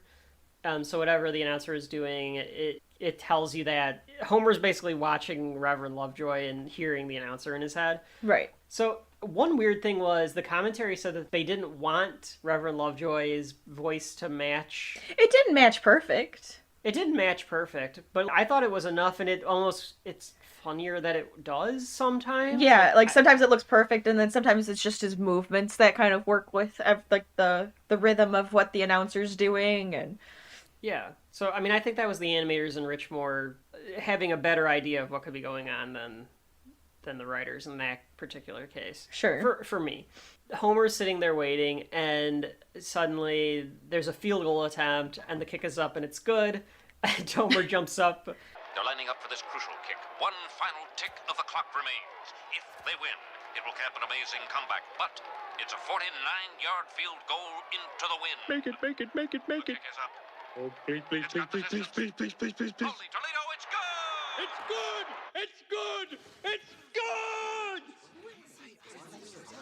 It's good to see you all in church. Please be seated, Homer. Yeah, sit down, Homer. Everyone kind of turns and looks at Homer, and Marge is embarrassed and is like, sit down, Homer. So, but on the way out, I couldn't tell. I think Lovejoy was being sincere when he's like, oh, I seem to have struck a chord with you, Homer. And Homer's like, oh yeah, great job, Rev. And like, Marge is still mad at him because she embarrassed him. Right. Or he embarrassed her. But I think he was being sincere. I don't think he realized it sounded that Homer more was... sincere than being like sarcastic about it. I think he thought, oh, I actually think I did get to somebody today, you know, and because Homer just had an outburst, which yeah. Which he saw as like a good thing. Yeah. So Marge is mad at them on the way back, so she kind of chastises the family a little bit, which is obviously her main role in season 1. You get some of the kids talking about what they learned in Sunday school. I liked that Homer was offended that the teacher told them that apes can't get into heaven. That's true. Because Homer might be counting on that a little bit, being Homer. Because he is Bigfoot. He's a Kujibo. And Bigfoot. Yes. He's a brilliant beast. And on the way, they drive by the movie theater and they see Space Mutants 4 is playing. And Space Mutants, I think, was kind of a running gag in the early seasons where they just kept... it kept sneaking in. I think it's obviously supposed to be like a B-movie ripoff kind of a thing, but at the same time, or maybe Friday the 13th or something like that. Okay. That's what I Something got. where it's like scary but with aliens and it's a bad movie, but I feel like probably something enjoyable. I feel like King and Kodos is like the ultimate. This is what we got out of Space Mutants. Oh yeah, 4. that could be it. Bart wants to go see it. Marge doesn't want him to. You get later in the day, Bart asking Homer for $5, and Homer's like just as you do. I mean, this is me on a regular basis nowadays. I'm laying on the couch, doing absolutely nothing because that's a good ass Sunday. Homer has it right. Homer and Bart both have it right. Bart's gonna go to the movies. Yep. Homer's gonna lay on this couch and do absolutely nothing. Lazy Sunday. Those are beautiful days. Beautiful days. Folks at home, if you get a chance to do absolutely nothing on a Sunday, I know that we're in this pandemic, and I hope that our listening has gotten you through it. But when it's over, you're going to beg for those Sundays where you get to do absolutely nothing back. Take advantage of them. Take advantage of them now. Cherish them. Bart gets the $5 from Homer, and Homer's kind of like, oh, you're not going to go see that movie. But he doesn't really care. So he gives Bart the money, and Bart leaves on his skateboard. And this is where you get a cowabunga out of Bart Simpson. That's true. Is this the first cowabunga? This might be the only cowabunga. That's also true. Because I'm sure that there were t-shirts that said cowabunga on them. Matt Groening insists that he never said cowabunga, but it's right here in black and white. There it is. Like, wait, cowabunga. we're going to play the clip right now? Cowabunga! You got to. So, Matt Groening was like, that never happened. He never said cowabunga. That was only the Teenage Mutant Ninja Turtles. No, Bart did. I think Bart says it because of the Turtles. Oh, probably. The Turtles predates The Simpsons, right? But it's there. I think he spills out on his skateboard a little bit. Jimbo, Dolph, and Kearney are here, and we get the other bullies of the series. And I don't really know if Jimbo, Dolph, and Kearney have any specific... I think Dolph and Kearney are named after... I know Kearney is named after, like, something in Portland, Oregon. Okay. And Jimbo is apparently named after James L. Brooks. I think Dolph might be something in Portland, Oregon, too. But there they are. They basically, like, Nelson joins their crew eventually. Eventually, yeah. Not right now, but... Yeah, because they're supposed to be older. That's true. That's right. They're supposed to be, like, junior high-ish kids. And Bart's clever, so he's able to be clever enough to make Jimbo laugh, or, like, make one of them laugh, making fun of the other, and they tell him, like, sneak into the theater with them, like, instead of, like, paying for the movie. Yeah, why pay full price type of thing. Right, which, $5 for a movie, I could only hope for. Which maybe you can get that if you go to the matinee. Like, he's going to the matinee on a Sunday, That's so true. maybe $5 you can still get away with that, maybe? I think it is cheaper still to go to a matinee, I would imagine. Yeah, I mean, I haven't gone to it. So, folks, to give you an idea, because we haven't talked about a movie. I mean, we said we went to the theater to see it, like, but we haven't gotten to a movie where, like, you and I went to the theater to see it, because we haven't talked about anything post 1998 yet. When we get there, we'll talk about, you know, if we went to the movie or not. But Rachel and I go to the movies at least a week after it came out, or at least a week after it came out, because you got to get rid of those fans. I hate fans. As much as a fan as I am of things, I don't like other people that like the same thing, because I'm a hipster doofus. But no, it's more like I want it calm. You know, you go see the Avengers on the day that it comes out, you're gonna get a ruckus crowd. Oh, yeah. I want to watch the. We want to watch a movie where, like, the other people are there to also appreciate the movie and not just be, like, loud and obnoxious and so we go at, like, 10 o'clock at night. Yes. So we don't go to the matinees because the matinees are gonna have kids in them. That too, yeah. No good. So anyway, Bart sneaks into this theater with them and sits down to watch the show. And eventually, I just have that Bart is imitating what the older kids do, so they're, like, putting their feet up on the seats in front of them. So, like, Homer. So Bart's doing the same thing, and then Bart's making fart noises to, like, get them to laugh. Classic. Kind of like riffing the movie at the same time. Yeah. Yeah, a little MST3K'ing a bit. Again, MST3K and riff tracks. Another thing that made us who we are doing this. They were our red letter media before red letter media. It's also very true. They're making fun of the movies and they're farting and putting their feet up. So in the movie, like, this is very cinematic. Space aliens grab the kids that are, like, trying to make out in the movie. Yep. And lifts them up, and then you come to the movie theater, and the usher grabs Jimbo and Bart and picks them up in the same fashion. And it's clearly the squeaky voice teen, but he doesn't have the squeaky voice teen voice yet. Don't you think? It's gotta be the pimply faced guy. Yeah. I think it's close to that, but we haven't really gotten there yet. He hasn't been established. Yeah, but it's a prototype version of him. And the manager kicks them out, and they decide to go to the Quickie Mart. And Bart is buying squishies while Jimbo, Dolph, and Kearney are shoplifting. And we get our first appearance of Apu, Nahaspio Pedalon. It's a fantastic character. Voiced by Hank Azaria. And here's the thing. In whatever year we're recording this in. It is. You got to keep it open for if people are listening to this 20 years from now. But in the nowadays, Apu is kind of more of a controversial character. I could see that.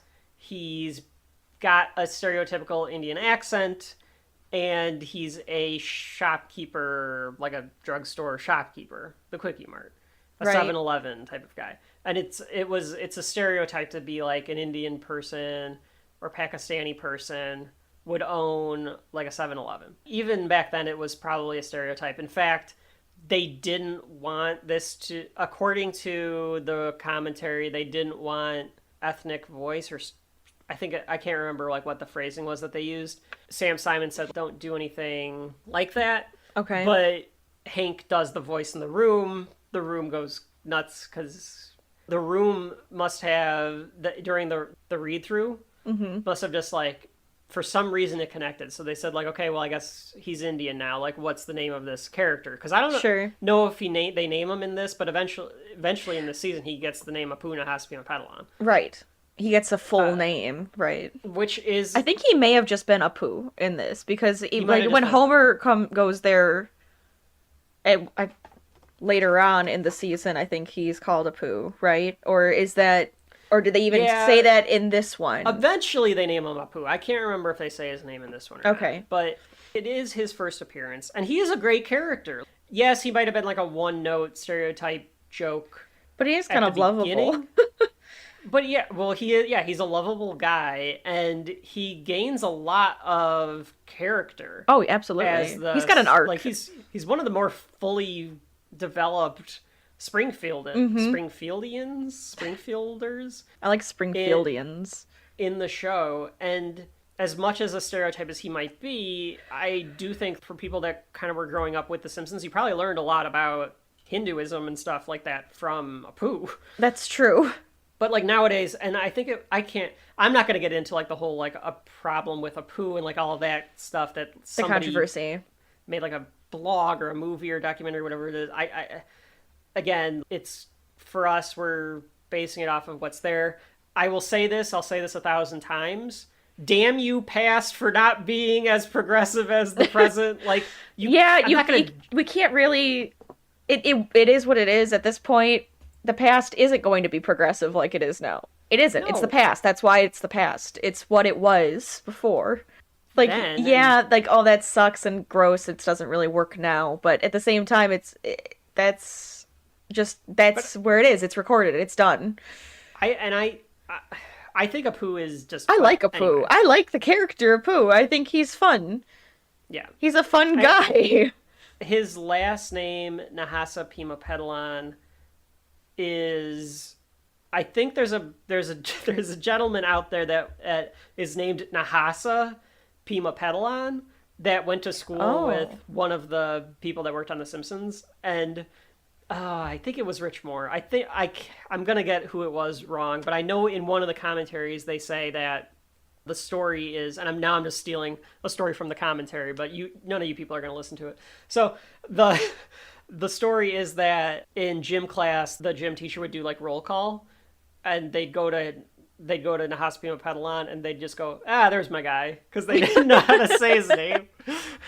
So he's like he's forever immortalized as Apu's last name. Yeah. Well, I mean, he's not going to be the only one that had an issue getting their name said correctly. A lot of kids have that problem. But Apu, first appearance, here he is. But as Bart is buying squishies, which is just the rip-off version of a... what's the 7-Eleven version called? I only ever think of them as squishy. A Slurpee? Slushy. Slurpee? No. Slurpee. They are stealing stuff, and Bart starts to question them a little bit here. Are you that tired? Are we not? I'm always tired. Is this boring you, Rachel? No. I had a long day yesterday. But Bart realizes that they were stealing stuff. He was a distraction for them to be able to steal stuff. Right. You see that he's starting to like question it a little bit. Bart's a rambunctious kid, but he thinks he doesn't do wrong. bad things. Bad things. But he doesn't say anything because he doesn't want the group to be mad at it. He wants to stay cool. He wants to stay on the inside with the group. Right. They go to the town square and they start throwing rocks at the statue of the town founder. And this is where we learn a little bit about Jebediah Springfield. We're introduced to him. Yes. We get an idea, like, he killed a bear with his bare hands, and, like, the different legends about Jebediah. And they tell Bart to do it, too. And Bart picks up a rock and throws one, and you can tell it kind of, like, hurts him a little bit to do it. And one of the people that owns a store, which is a character that never comes back, which is Mr. Dandy of Dandy's...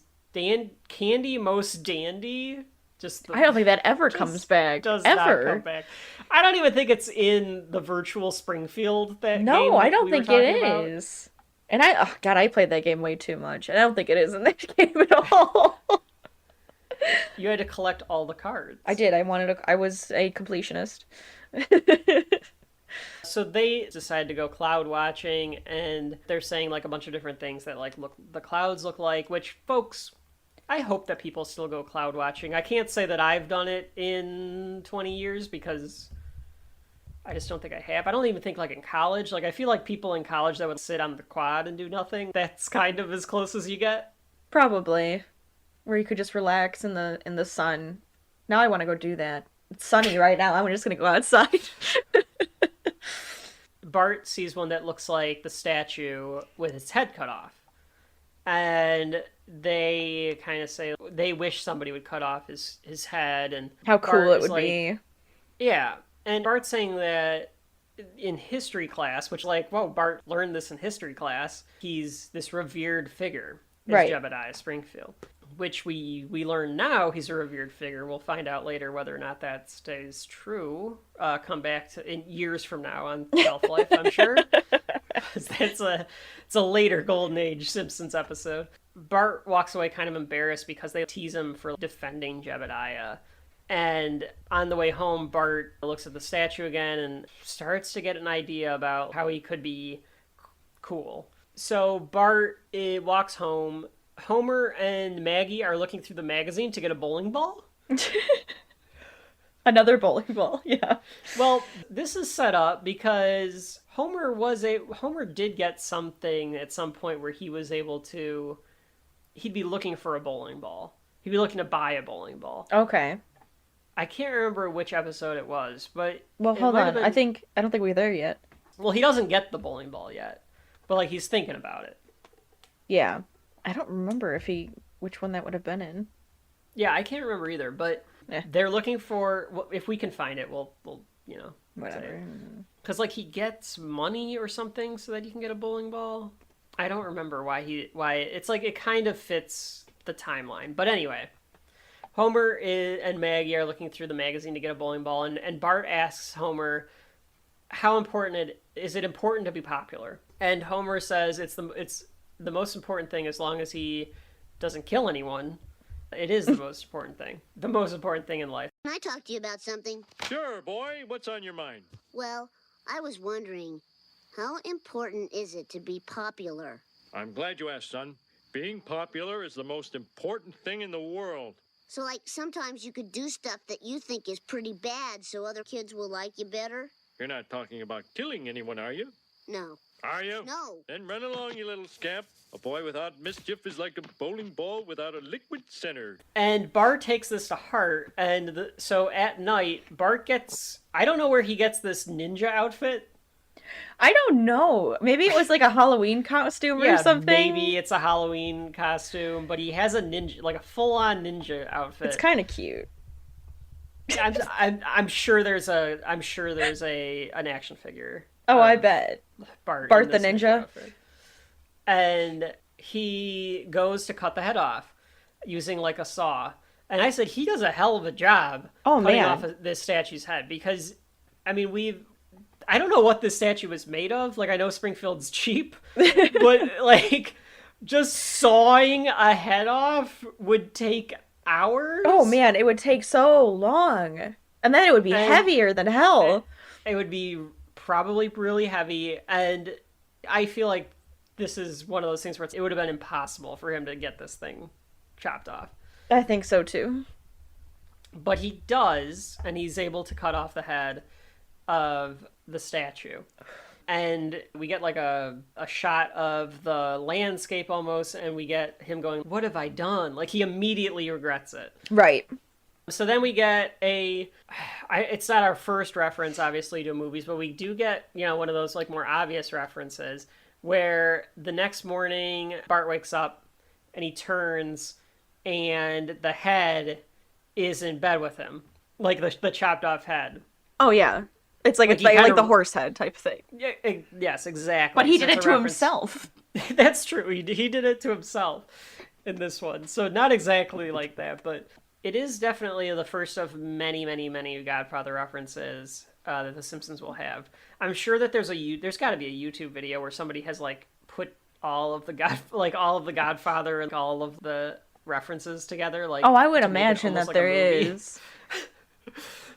There definitely could be. But yeah, this is definitely a reference to The Godfather. So he puts it in a backpack, which I don't know how he got it to fit in a backpack, but he did.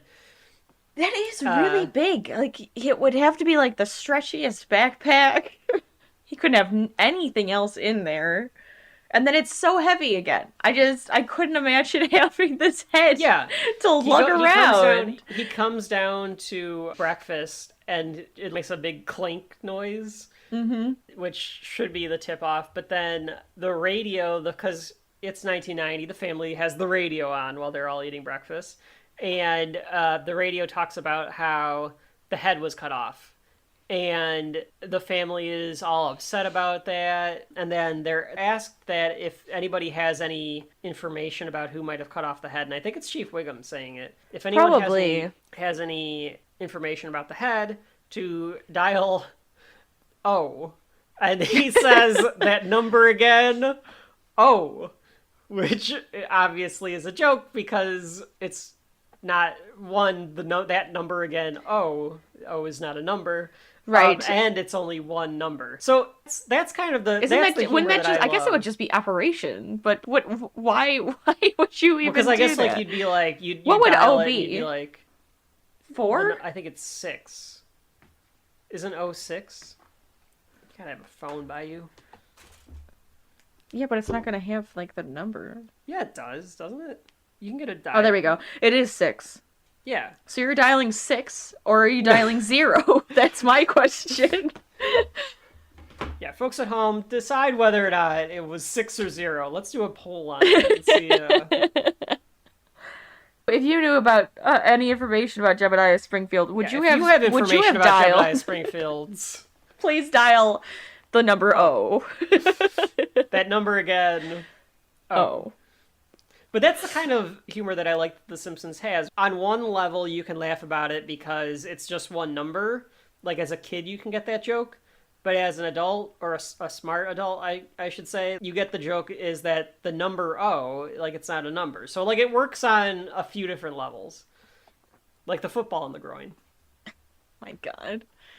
But the family's distraught about this because, again, everyone idolizes Jebediah Springfield. And Homer is mad, and Bart realizes, like, the ramifications of his actions. And we get a little bit of going around the town and getting people being mad that the head's cut off. Like, right. To the point where, like, Mr. Burns is mad that the head's been cut off. Yeah, like, everybody is mad. Everybody really, truly loves the town they're in, apparently, because why else would you be mad that just this random statue in town square got its head chopped off? And Moe's bar, people are mad. The retirement home, people are mad. And it's just, like, all over the place. And Bart is getting, more and more, like, paranoid. Right, he's upset at this point. He doesn't know what to do. But he's done the whole thing so that he can show off to the bullies, the older kids. So he goes and finds them, and he's getting ready to show off. Right. Like, he's getting ready to take it out. But they tell him that they beat up the guy. So he, like, immediately, like, zips the bag back up. Nope, not gonna do this. Yeah, he's like, you guys said that you'd you want to do that. And Exactly. they go like, that was just cloud talk. Yeah, cloud talk. Which I'm going to try to use at some point. That was just cloud talk. Because, I mean, it is. It's just cloud talk. It's just I didn't cloud mean talk. it. At this point, the head starts to talk to Bart. and I was trying to think of... I feel like that this is... I mean, it's obviously supposed to be like Bart's conscience or whatever. But you get the idea of Jebediah Springfield, what his voice would be like. Right. But I was trying to think of what this reminded me of. I feel like I had it when I was watching the episode. It does seem to have an idea. I don't know. But it seemed like some kind of reference. And if not a reference, just kind of... Like that type of trope where it's... Yeah.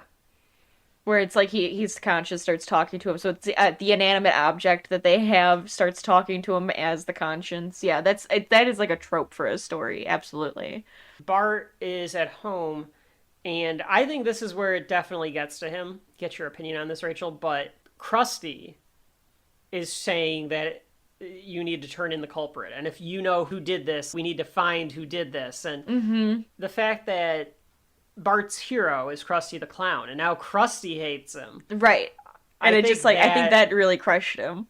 Yeah, I think that is the tipping point where Bart realizes, okay, he can't get away with this now. He needs to figure out how to get the statue back. Yeah, I think he really wants to fix it, but he's not gonna be able to fix it. Yeah, and because he's not able to fix it, he decides to bury it in the backyard. Yeah, why is he burying it in the back? I would have just put the head next to the statue and then just walk away. Just there it is. It's back, okay? Just fix the statue. If it was me. That's what... I mean, in real life, this has happened before where, some jackass steals something. It happens sometimes. I remember this happening at our high school, because, of course, our high school...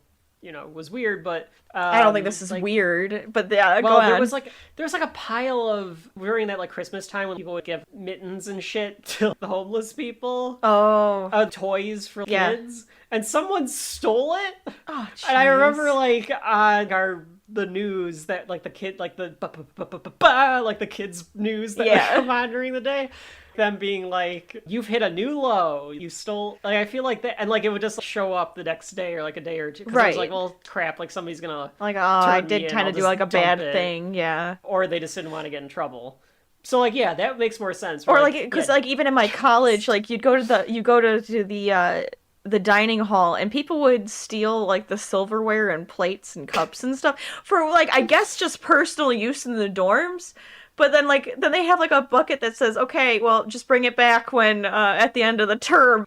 And people they would just put it in there. I'm seriously? Why did you steal that?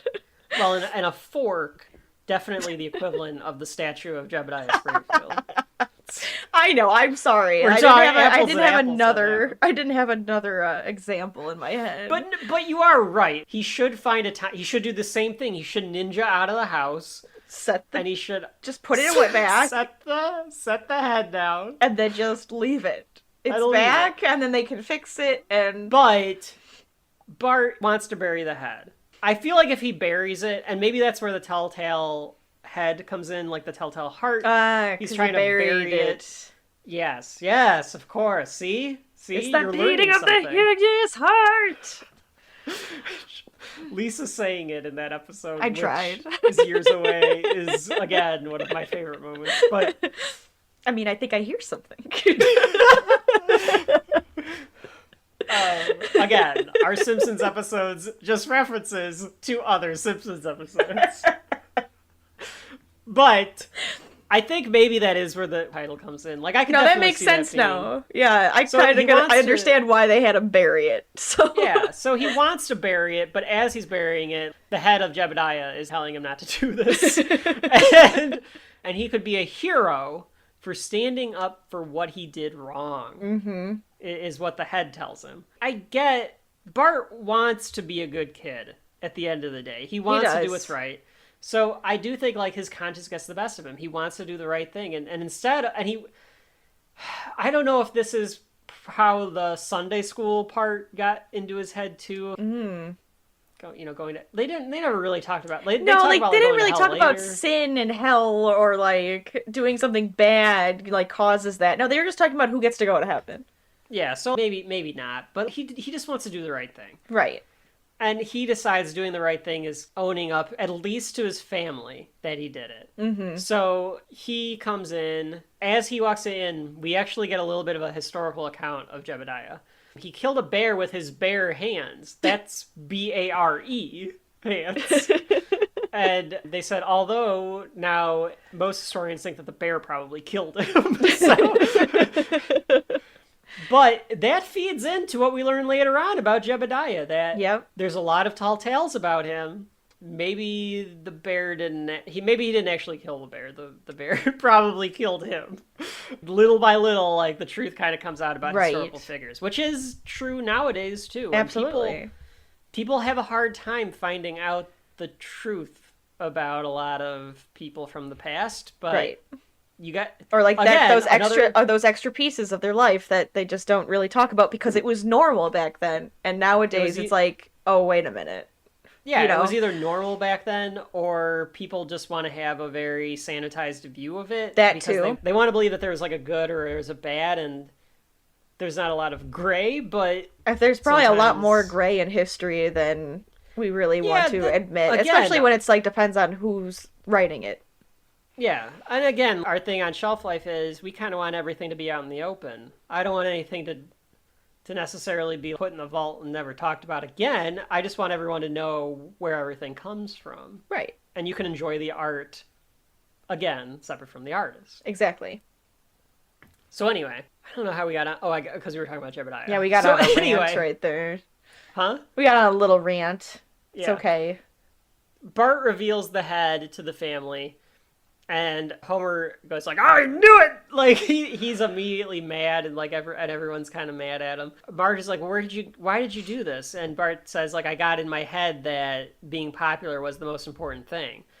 And Homer realizes that he gave bad advice to Bart, so Homer kind of has to confess to giving that advice.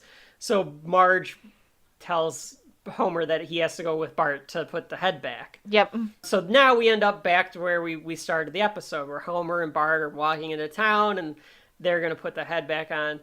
And we get Bart saying, if you still want to tear me apart, that's fine, but I was just a Sunday school student that got in over his head or whatever.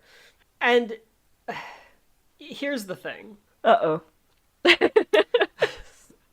So they forgive him. Bart puts the head back on. Yep. Our first hint that Mr. Smithers, that Waylon Smithers is gay, we get an I love you, Smithers, and from Mr. Burns. Right. And Smithers goes, the feeling is more than mutual, sir. So it's like kind of, that's probably our first hint at that. Well, that he's in love with Burns. Yeah. Yes. He's a Burns asexual, as they've said. But there's no reason for the town to forgive Bart. Yeah, not really. They don't reprimand him at all at this point. Bart doesn't really... Bart just kind of sets the head back on. Yeah, so, they don't, fix fix it. They need to, solder it or something. I think it makes sense that the head kind of falls off in the beginning of the credits nowadays. Yes, because it's just set on he just there. Sets it on. There is an alternate version of this ending. Oh. Is there really? Mm-hmm. And in the alternate version, Bart makes the case that they never really understood that they cared so much about the head until the head was taken. The head was gone. Interesting. So you don't really know that you love something that much until it's gone. It's that saying. Now, apparently they had to put that into the original episode because the FCC required at the time that there be at least 28 seconds of educational content in every animated show. I don't know what has been educational about in 28 seconds about any of the prior episodes, but apparently there wasn't anything educational about this episode. Interesting. But it was only when it first showed. So, our DVD doesn't have that. Maybe it's on there, as an alternate cut or something like that, but that's not how the episode actually goes. Right. But I don't know. Maybe we can find it on YouTube and see what that was like. Well, that's my story. And if you still want to tear apart this young Sunday school student as he stands on the brink of salvation, I await your wrath. But I'd like to add one thing. It wasn't until I removed the head of Jebediah Springfield that we realized we were taking our heritage for granted. That was a crime, too. One I think we are all guilty of. Yeah, the kid's got us there. Got a point there. And I know that I'll always feel an inner shame far greater than any punishment you could dish out. Far, far greater. Far, far, far, far greater. Somehow I don't feel like killing anymore. Neither do I. There. Forgive me, sir. No problem, Bart. That's the end of the episode. The end of the episode is Bart and, like, the town is kind of surrounding the statue, I guess, and singing Kumbaya or whatever. And Homer and Bart leave, and I do love Homer's last parting words, which is, "Good going, son. But remember, most lynch mobs aren't this nice." Right. So, like, he does, like, it's a tale of things. There's your learning part of this episode. Yeah. Lynch mobs aren't nice. Okay, got it. And the episode ends with Bart learning a lesson. I don't know what the lesson really was. That popularity isn't everything? Yeah, I guess it is, like, don't do something stupid just to be popular. Yeah, don't go against what he went against his gut on that one, I think, as well, because it was like, right, the stuff was telling him that these guys aren't really that good, considering they were shoplifting and doing all of that stuff, breaking the rules, and he was just like, but I want to be popular, and so he went against his gut and did something bad, which made him feel guilty, which, I mean, that's a good thing. At least he has some type of moral. But that's kind of what he learned from it, right. I would think. Right. And I think that is the lesson that a lot of the folks at home, I mean, not the folks at home. I think the folks at home are the smart percentage. They're probably a bit more clever, yeah. Yeah, but, like, there's a lot of YouTubers, TikTokers, Snapchatter, I don't know, whatever the kids are doing nowadays.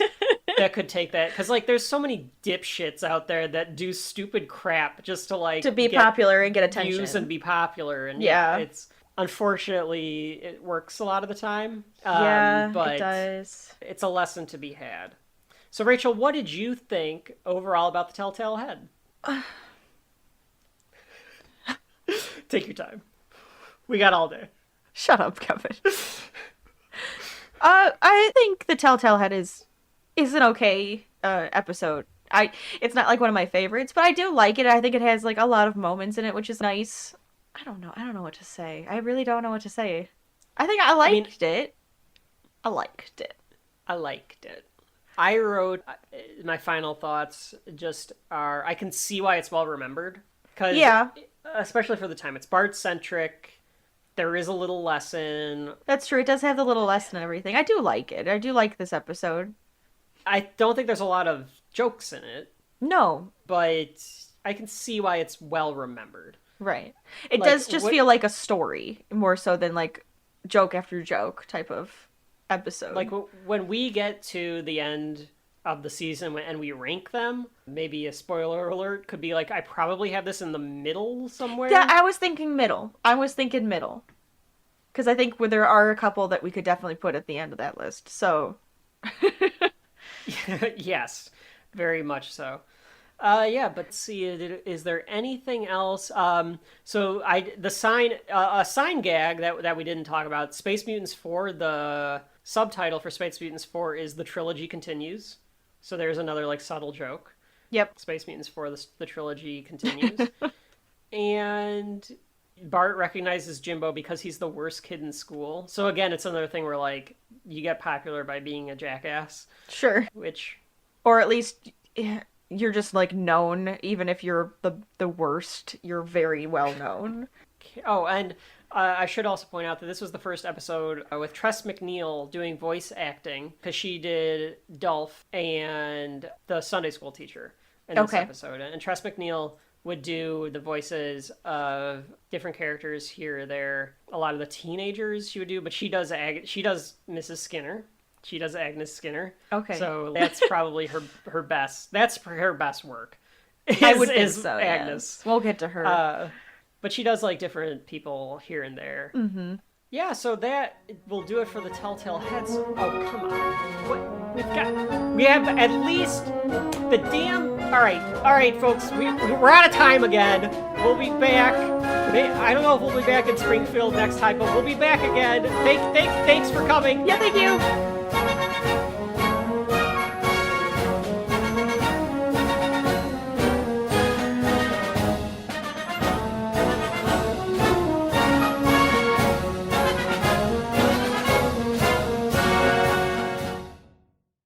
Want to believe there's a good and there's a bad, and that my microphone fell. I heard that one.